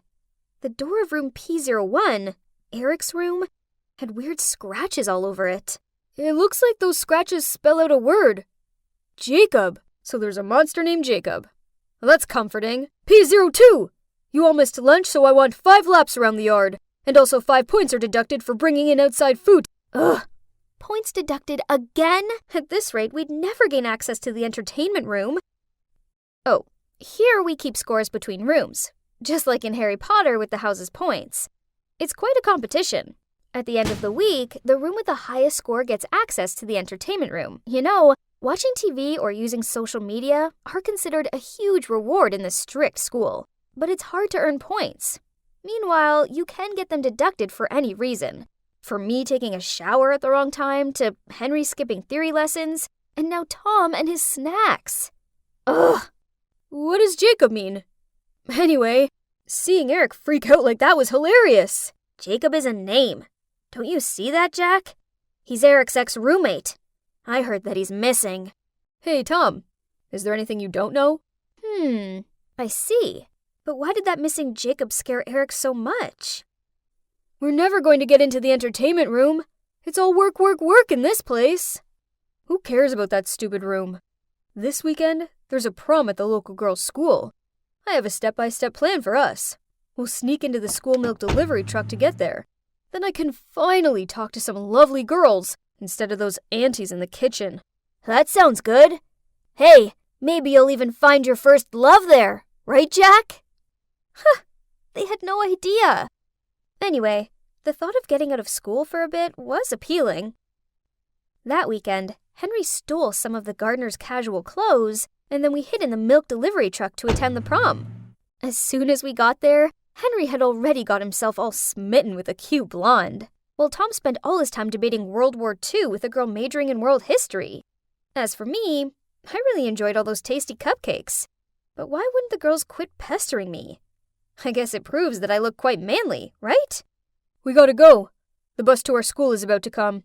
Change to your uniform. You have 1 minute. I quickly got changed, then ran after them so fast, I bumped into someone, and we both fell to the ground. I was in such a rush that I could only say sorry, pick up my dog tag, and run out into the road to catch the bus back to school. Where did you guys just get back from? They just helped clean up the cafeteria, sir. I just got back from there. Hearing this, the officer stopped questioning us. But, huh? Why did Ellis help us? Isn't he meant to be on Eric's side? While indulging in thoughts about it, I took out the dog tag from my pocket and was about to put it around my neck. But wait, it's not mine. Look, guys, this dog tag has the name Jacob on it. I quickly showed them the dog tag and explained the incident to them. I must have picked up that guy's tag by mistake. Could it belong to the missing Jacob? Or was it merely coincidence? I mean, Jacob's a popular name, right? The next day, as we were helping to distribute food in the kitchen, there were noises coming from the dining area. As soon as I went out, I saw Eric sitting on the floor, shivering in fear. Next to him was his bowl of soup splattered everywhere. At first, I thought he was playing some tricks to get us to clean up. But no, looking at the way he ran out of the cafeteria in panic, something must have happened. I bent down to pick up the bowl. Oh my god. And it was a dog tag with Jacob's name on it. But the dog tag I took by mistake yesterday is still in my pocket. What's going on? Eric was so preoccupied with the Jacob stuff, he didn't have time to taunt us. So our room got the highest score for the first time, which means we would finally get to experience the entertainment room. But as soon as we reached the lobby of the utility area, something didn't feel right. A bunch of kids were buzzing in front of the entertainment room where the hazy smoke was coming from. thinking there was a fire, we rushed to put it out. But no, it was only a smoke bomb. Inside the entertainment room, Eric and his friends were fainting. People splashed water on his face, but as soon as he woke up and saw the words Jacob burned black on the wall, he blacked out again. Huh? Who did this? Was it Jacob? Was he not missing after all? Today we have PE, but I'm on my period, so I made up an excuse to go to the school's infirmary instead. On the way, I happened to see Eric with his group of friends. I think Jacob's spirit is back to take revenge on me. You know, that time? I locked him in the old warehouse and he just disappeared without a trace since then. Is it possible that he was... Stop talking nonsense. Maybe someone who knows what happened in the past wants to mess with you. I even took his clothes away. Oh God, he would surely want to haunt me. Oh my gosh, it all made sense now. Suddenly a large hand muffled me, then dragged me away. You better shut your mouth and keep this a secret. It was Ellis, Eric's sidekick. What a faithful servant. What if I don't? Especially since I met Jacob. What did you just say? You don't believe it? Here, I bumped into someone, and he dropped this dog tag. As for the one in Eric's soup bowl, I think it's just a fake. Ellis trembled as he took the tag from my hand and quickly left. Was he going to snitch on Eric or something? That night, while I was having dinner, Eric was back to jerk mode again, and he dumped his leftovers on my tray. The two sides clashed, and we all ended up with an hour's detention. The punishment sucked. They locked each of us in a tiny room containing one chair and left us to think about our wrongdoings for a whole hour. The next morning, the officer knocking on the door woke us up. Eric was missing, and we were the #1 suspects. This was ridiculous. What did his disappearance have to do with us? I told Henry and Tom about the other day when I overheard Eric and his friends. So Eric teased Jacob, so now he'd returned for vengeance? Feeling suspicious, we snuck into the school's abandoned warehouse. Yep, there was Eric all tied up and with a rag in his mouth. It's Jacob! His spirit has returned! He wants to harm me! Help me! Huh! Look at that arrogant Eric being all scaredy-cat. Call me Captain. No. Call me Farther. Then I'll let you go. Tom and Henry burst out laughing. But Eric just stammered and then everything started to go blurry. Then I must have blacked out. When the three of us groggily came round, we saw that the only thing left there of Eric's was his uniform. As soon as we got back to school, we heard from the others about how Eric had appeared in just his tighty-whitey. Everyone gloated to see the overbearing Eric lose his face. From now on, he wouldn't dare tease anyone again. But this was the exact same way Eric used to pick on Jacob. So, Jacob did this? Was he back? Actually, I already knew who was behind all this. You dropped this at the warehouse, right? Ellis looked at me surprised and asked how I knew. We actually snuck into the main office to find information about Jacob before we got to the warehouse. And as soon as I saw his picture, I knew right away there was some sort of close connection between Ellis and Jacob. Call it twin senses. It turns out that Jacob was Ellis's brother. During his time at this school, Eric made his life a misery. But everything was kept a secret because Eric's the principal's son. So, Ellis enrolled at this school to get answers. Ellis took the dog tag back and handed over a picture of me with my twin brother. And this must be yours. I picked it up on the first day of school when you dropped your backpack. You remember? Oh my God. Was this for real? I snatched the photo and quickly put it away when I saw an officer approaching. We should get to know each other better, right? Since we both know each other's secrets. Whatever. Anyway, I don't hate Ellis. And Eric deserved it, so it didn't matter who did that. I turned my head to look at Ellis. He smiled as if he was challenging me. Uh-oh. I had a feeling my life here was about to take a turbulent turn. Hey guys, Private Davis here. Yep, Taylor Davis, the girl who secretly disguised herself as her twin brother to attend an all-boy military school. In the last part, I had to deal with my fair share of challenges, but having Tom and Henry, my two best pals by my side, made things way easier. But still, there were problems my two comrades couldn't help me with. such as this situation right now involving Ellis, finding out about my real identity. Not that I'm interested in your mess, but I need to find my brother Jacob. So let's make a deal. I'll keep your secret if you help me find him. What? How am I meant to find a guy I don't even know? To my surprise, Ellis then truthfully told me his story. Turns out, he came to this school for 2 reasons: to punish those who picked on Jacob and to find clues about his disappearance. Meanwhile, I coincidentally met this Jacob guy outside of school and found his dog tag, so I was the only lead he had for now. But could I really trust this guy? I mean, just look at what he did to Eric. If you don't want to do it, then I can go to the principal's office. Okay, so what? I found the dog tag while we snuck out to a local girls' school. That's all I know. If you spill my secret, I won't let you find your brother in peace either. So you better know a way to take me to that school. I'll pick the time to make a move, and you just try your best not to get caught. The next morning, I was walking to class as usual when I passed a bunch of guys huddled together, whispering something about me? Huh? Wait, did Ellis reveal my identity to everyone? Such a fraud! I ran to find him, but accidentally crashed into this boy called Finley. I helped him up as the whispers around us got even louder. Guess you're one of the alleged suspects too. Finley then told me that yesterday, someone discovered a box that looked just like a pack of candy in the bathroom, but inside were a bunch of tampons. So now the students thought there was either a pervert on campus or that one of us was secretly a girl. And according to them, anyone who never joined the public shower was suspicious. Oh no, what if they found out the tampons were mine?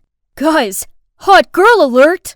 Everyone immediately forgot about me and flocked to him. The buzz on campus was that an inspection officer was staying here for a few months, and he'd brought his beautiful daughter Ivy along with him. People said she looks like a fairy with this ethereal vibe. Just then the inspector, Ivy, and his group stepped into the hallway. I watched them all drool over her. Poof, please. Anyone would think they'd never seen a girl before.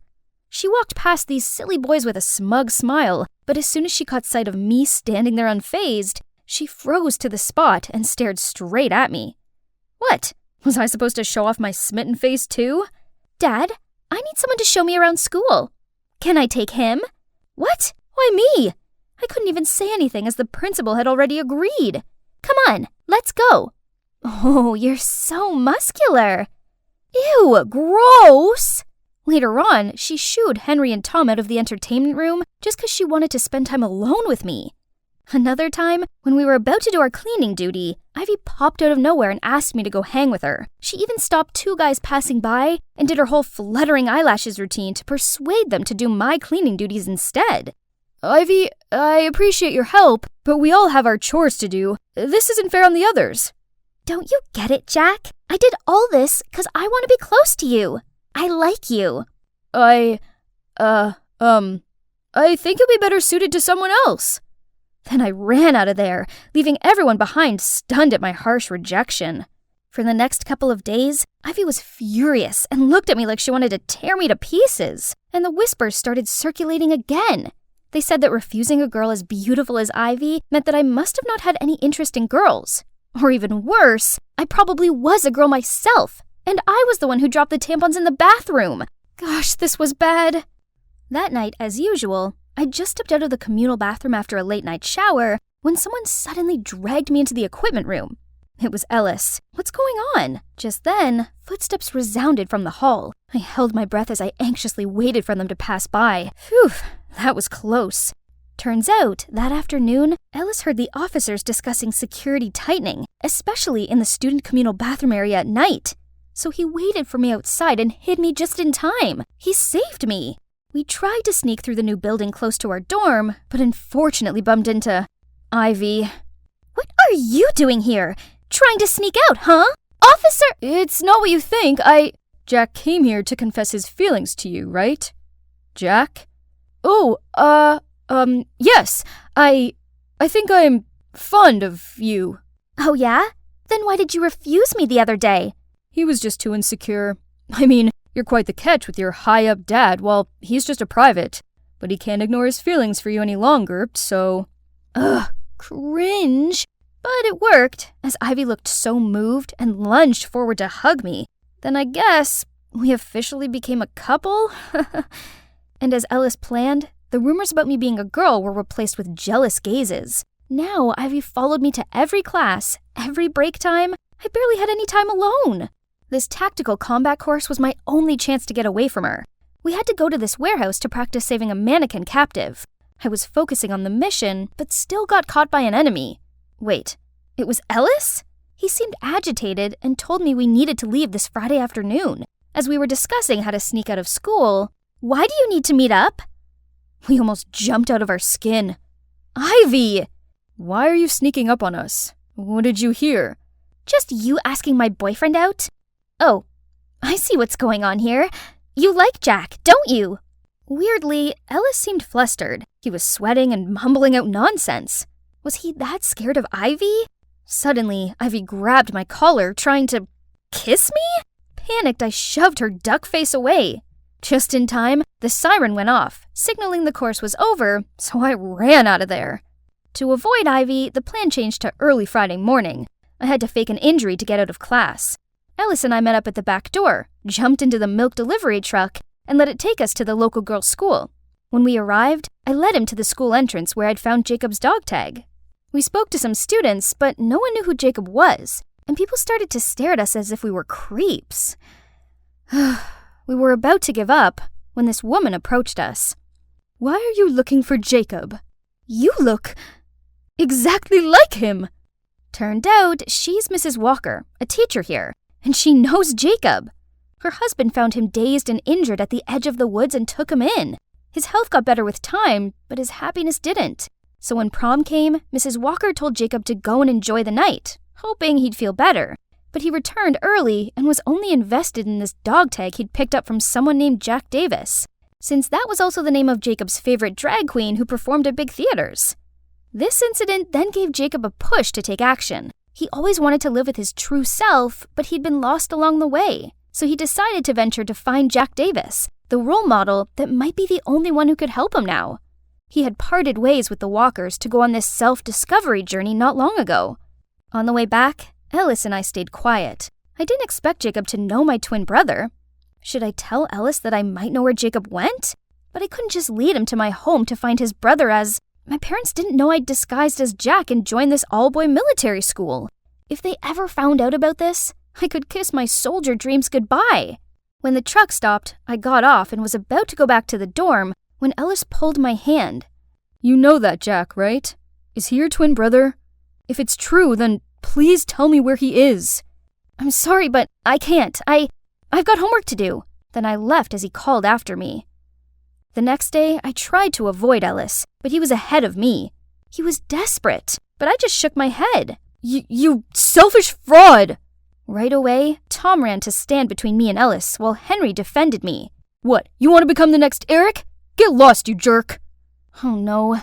I tried explaining to them that Ellis didn't mean any harm, but they didn't listen and just pulled me away from him. I felt so bad. For that whole day I kept thinking about what had happened. Ellis was right. I was selfish. He might never see his brother again because of me. I had to go help him. But when I got to his room, his roommate said he'd already taken his annual leave to go find his brother. Oh no. He must have figured out my home address somehow. I gotta go home, but how to get out of school? It wasn't milk delivery day. As I was thinking, Tom and Henry approached me, asking why I was acting so weird. This was it. I guess I shouldn't lie to them any longer. "Guys, I have something to tell you. I'm actually a girl." Then I told them why I came here in the first place, how things got entangled with Ellis, and now he went looking for my house as his brother might be there. I waited for them to be mad, but instead, they smiled gently at me. "That's a pretty big secret to carry. Girl or boy, this changes nothing. You're still our friend." They were not angry with me. I felt so relieved knowing that I didn't have to hide anything from them anymore. Now I just needed to figure out a way to go home. "We can handle this. Go wait near the back gate." And I did.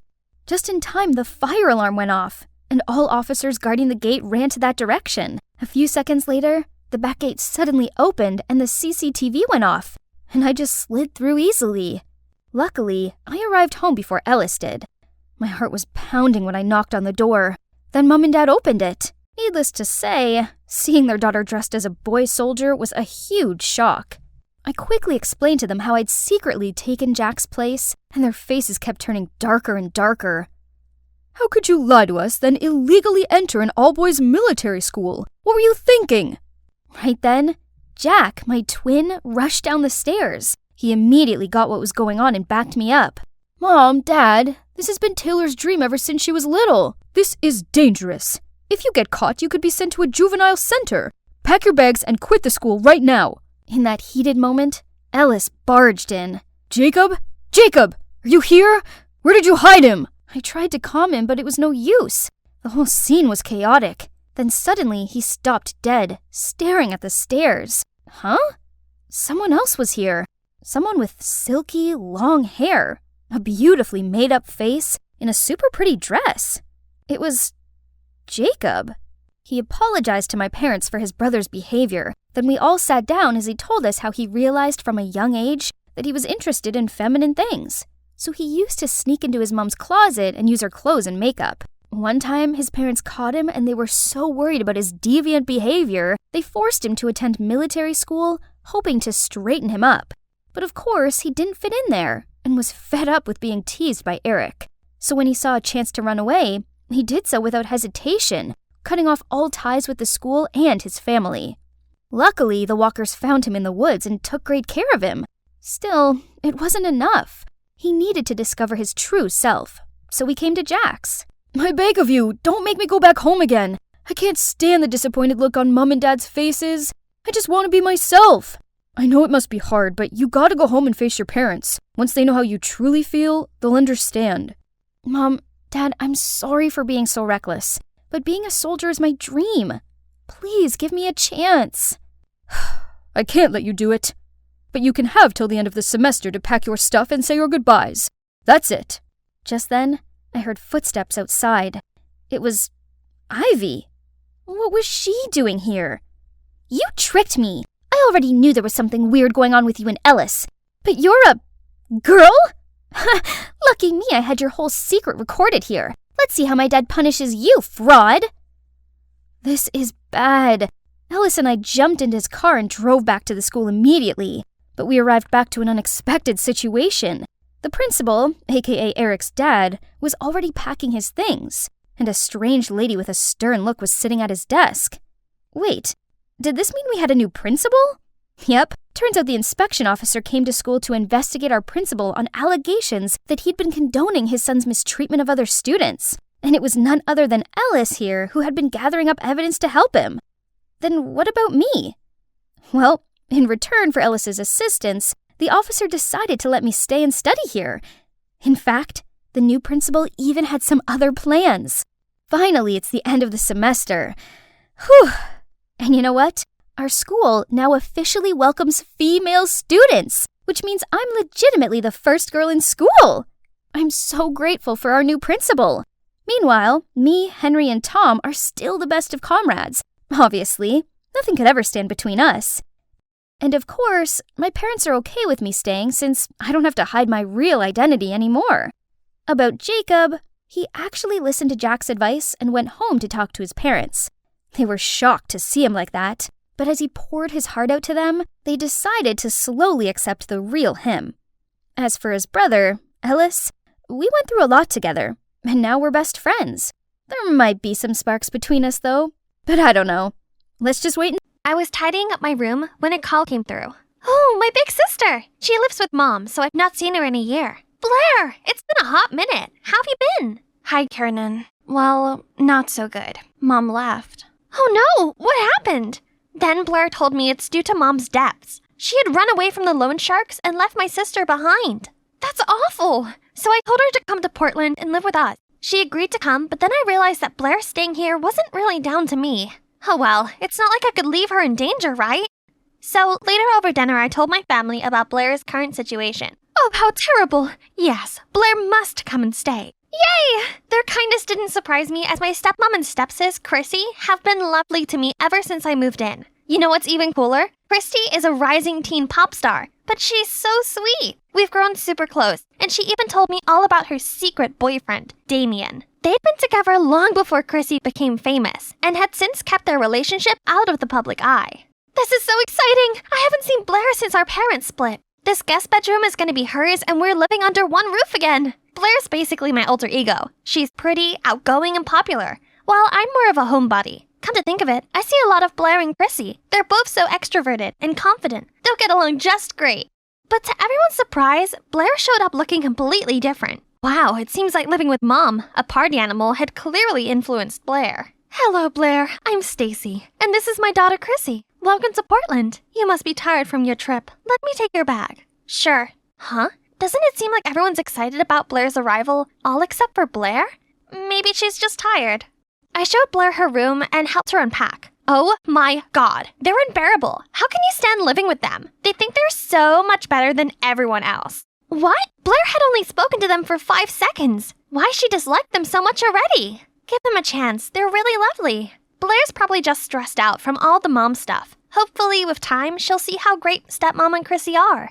Only things didn't get any better. After class, both Chrissy and Blair came up to me. Hey, wanna hang out? I asked her first. Oh, then we can all go together. Sorry, Chrissy. It's just that we haven't seen each other in ages, and there's a lot of catching up to do. Maybe we can go to Sephora tomorrow to check out that new Anastasia palette you like. Sure, have fun. Then Chrissy left. I'm sure she really wants us all to hang out. Oh, please. She thinks just 'cause she's popular, she can always get her own way. She's mid. Okay, maybe it's best not to mention either of my sisters to one another to avoid World War III. Things went on like that for a while. I took turns to hang out with Blair and Chrissy. Once when Blair was chilling in my room, I noticed her smiling at her phone. Seemed like our homegirl had finally found something fun to enjoy around here. I excitedly asked her what she was watching.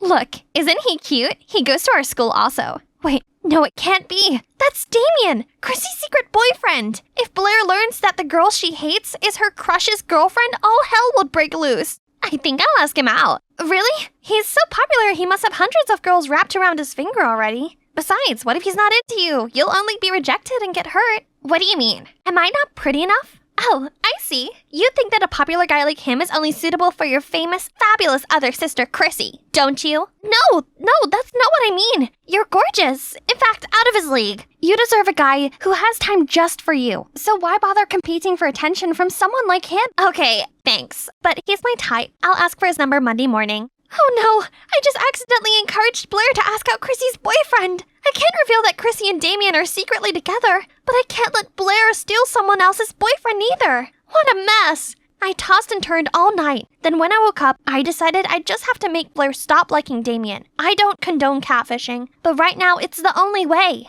Hey there, Blair, right? It's Damien here from math class. What you doing? A few seconds later, Blair replied, Oh my god, I was just thinking about getting your number. Looks like the first steps of my plan are working. I texted Blair as Damien regularly. I made sure he was a man of 1,000 red flags. But for some puzzling reason, Blair seemed smitten with him. I gave him a seriously challengeable temperament. He could throw a tantrum one moment and become sweet the next. Then I photoshopped Damien's selfie into a photo of a messy bedroom, then sent it to Blair. Surely she couldn't abide by a narcissistic, messy guy like him. I'm so sorry, Damien, but I have to save my family. Huh? What? She sent back a picture of her room being messier than ever. She's always the clean freak around here. I had to see with my own eyes. Hey, may I borrow your hair curler? And what's with your room? So what if it's a bit untidy? Neat people are total psychos. Okay, it's time to get personal. Blair's biggest pet peeve was being commented on her look. So when she sent Damien a selfie, I didn't hold back. Babe, can't you dress more ladylike? And you really should cover up that awful tattoo. Voila! That's how you wake up the beast inside this fierce girl. However, the next day, Blair showed up with a completely new look. Worse still, she walked straight over to Damien. I had to fake having an emergency to prevent a disaster from happening. Afterward, I texted Blair. I'm not ready to let everyone know about us yet. Please understand, babe. You know I like you. There, that should stop her from trying to approach him again. Even so, during lunch, Blair wouldn't stop blabbering about Damien and showing me his texts. Isn't he quite rude? You don't normally let guys tell you what to do. He's not. He's just opinionated. I'm into that. No, he's horrible. I don't understand why you like him. He's sweet. You just don't know him like I do. Our love is complicated, but that's what makes it special. Seriously, you called that love? What do you know? Okay, little Miss Love Guru, if you're really that experienced, make that guy your boyfriend, succeed, and I'll give up the love of my life. If not, I'll do as I please. What Blair is daring me to do was impossible. That guy, Adrian, is as popular as Damien. While Damien's the friendly one, Adrian is nicknamed Jack Frost due to his icy cold exterior. Rumor has it, no one has ever seen him crack a smile. Surrender? As expected. Then step aside, sister. Not knowing what else to do, I agreed to the bet. This is for Blair, for Chrissy, for Dad's happiness. Hi, Adrian, right? Are you free tonight? Or whenever. He gave me this cold glance, then went back to chatting with Damien. Please, I'm just trying to win a bet with my sister. One smile from you is enough to save the fate of an entire family and stop 2 girls becoming homeless. Can you just... Adrian gave me this odd look. Then he burst out laughing and took my hand. Sure thing. Can't wait for our date tonight. I left in a haze of confusion. That really just happened? Adrian must be messing around. But nope, he actually showed up at my doorstep that evening. This meant I'd won the bet, right? So I called Blair over to show her, but she just brushed it off. That proves nothing. Talk to me when Ice Boy professes his love for you. Man, I guess this means I'm going on a date. The tension in here was palpable, so I decided to break the awkward silence. Hey, where are we going?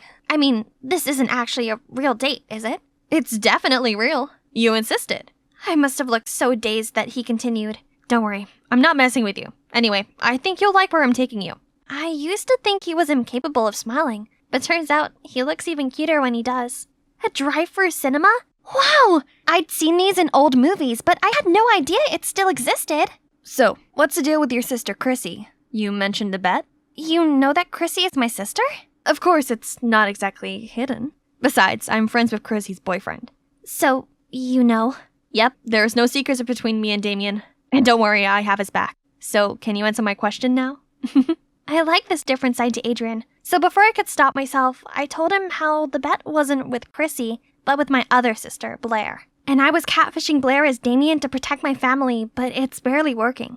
Whoa, that's intense. Secrets make things complicated. Life sure would be easier if we could just be ourselves. So why did you decide to go on a date with me?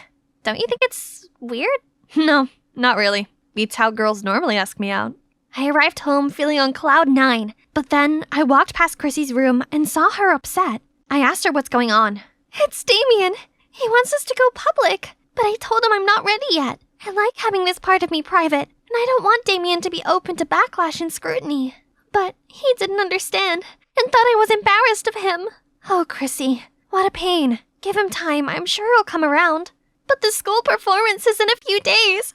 How am I supposed to take the stage in this state? I hated seeing Chrissy so downhearted like this, and I thought about Adrian and what he said during our date about honesty. I don't know much about the pressures of fame, but I do know that your feelings for Damien are real. I don't think love is something that you should hide. Honesty is the best policy. It might be hard at first, but you can get through it together. Now, come to my case, I should also follow my own advice and put an end to my catfishing before it gets out of hand. I tried hard to think of the best way to break this to Blair while we were walking to school the next day. After much hesitation, I pulled her aside before entering school for a talk. Only, before I could get to the main part, Damien walked past, and oddly, Blair didn't do so much as to blink. Seeing my confusion, she said, "Yesterday he ignored all of my messages. You're right, I deserve someone better. Anyway, what did you want to tell me?" "Oh, that, my date with Adrian was amazing. It all happened because of you, so thanks. And sorry about Damien. It's okay." That's strange. Did my smitten sister really just give up that easily? But anyway, at least it's all over now. And I don't even have to come clean anymore. The day of Chrissy's performance arrived. Me, Adrian, and Damien had backstage access. Actually, I'm here for emotional support, as Chrissy is about to tell everyone about her relationship with Damien. This is a surprise for Damien, too. He just thinks we're here to get a better view of Chrissy. She slays the performance, and the audience adored her. Thanks, everyone. Thank you so much. Actually, today is an extra special day because I have something... But suddenly Blair stormed onto the stage and snatched Chrissy's mic. How about making it even more special with this breaking news? Everyone, she's had a secret boyfriend all this time. She made the poor guy hide in the shadows so she can keep her squeaky clean image. She's lied to you all for years. Is someone like that worthy of your support? Blair ran off as soon as she finished. boos start coming from the crowd. Many people began commenting on the situation in true TMZ fashion. What is this, 2009 VMA? No way! My Chrissy is taken? Meanwhile, Chrissy had a panic attack and froze there on the stage. I didn't know what to do. Neither did Damien. Luckily, Adrian kept calm and grabbed the walkie-talkie, connected to Chrissy's in-ear. Chrissy, listen to me. In times like these, there's only one way out, and that's confronting the truth and taking back the narrative. I looked at Adrian and realized something about my own problem. More on that later. For now, let's see how Chrissy handles this. Well, there goes my big reveal. Yes, I'm in a relationship, but I only kept it quiet because I wanted to separate my personal life from my professional one. Being a public figure and a teenager at the same time is not as easy as you might think. So I didn't want to drag my loved one into that life too soon. On reflection, maybe this wasn't the best way to deal with this. I won't hide anything from my fans anymore, and those who truly support me won't judge or speak badly of my decision. Everyone, I want you to meet Damien, my boyfriend. The audience went wild. Aw, this is so cute. But I still had one more problem to deal with. Blair. I looked everywhere and finally found her hiding under the bleachers. Blair, it's just me. Please come out. I started to talk about what just happened, but Blair didn't want to hear it. I know everything. You tricked me because you think I'm an idiot. La la la la la la. I let her finish her outburst and calm down. Then I apologized and told her the truth. I only did it because I didn't want you going after a boy who's already taken. I know I went about it in a completely wrong way, but I just wanted to keep our family together. I love you, and I don't want to be in the middle of your jealousy towards Chrissy anymore. If you just gave her a chance, you could have just been honest with me. This is all because you prefer Chrissy over me, don't you? No, of course not. I just wanted to protect you, and for there to not be any more conflict between you and Chrissy. I'm so sorry. Please forgive me. Actually, I'm not jealous of Chrissy because she's famous and gorgeous. It's actually because you guys are really close. We used to be that close when our parents divorced, and now it's like I've been replaced. Blair's honesty touched me in the feels. I gave her a big hug, but then realized that we weren't alone. Actually, I'm jealous of you, Blair. You're all Kieran Eva talks about, and I feel that, even though we're close, I can't compete with her real sister. Oh, so the tension between them wasn't just over a boy. It was actually over me. To me, you're both my real sisters, and I love you dearly. Come on, sisterly cuddle. Oh, by the way, how did you know that I was pretending to be Damien? I overheard your conversation with Chrissy. It didn't take much digging around to figure out it was you texting me, not the real Damien. While we're at it, I find it worrying you were still into him after all those red flags. In future, please let me vet your dates first. You're too easily blinded by good looks. Oh dear. That's why us girls have to stick together, especially when it comes to boys.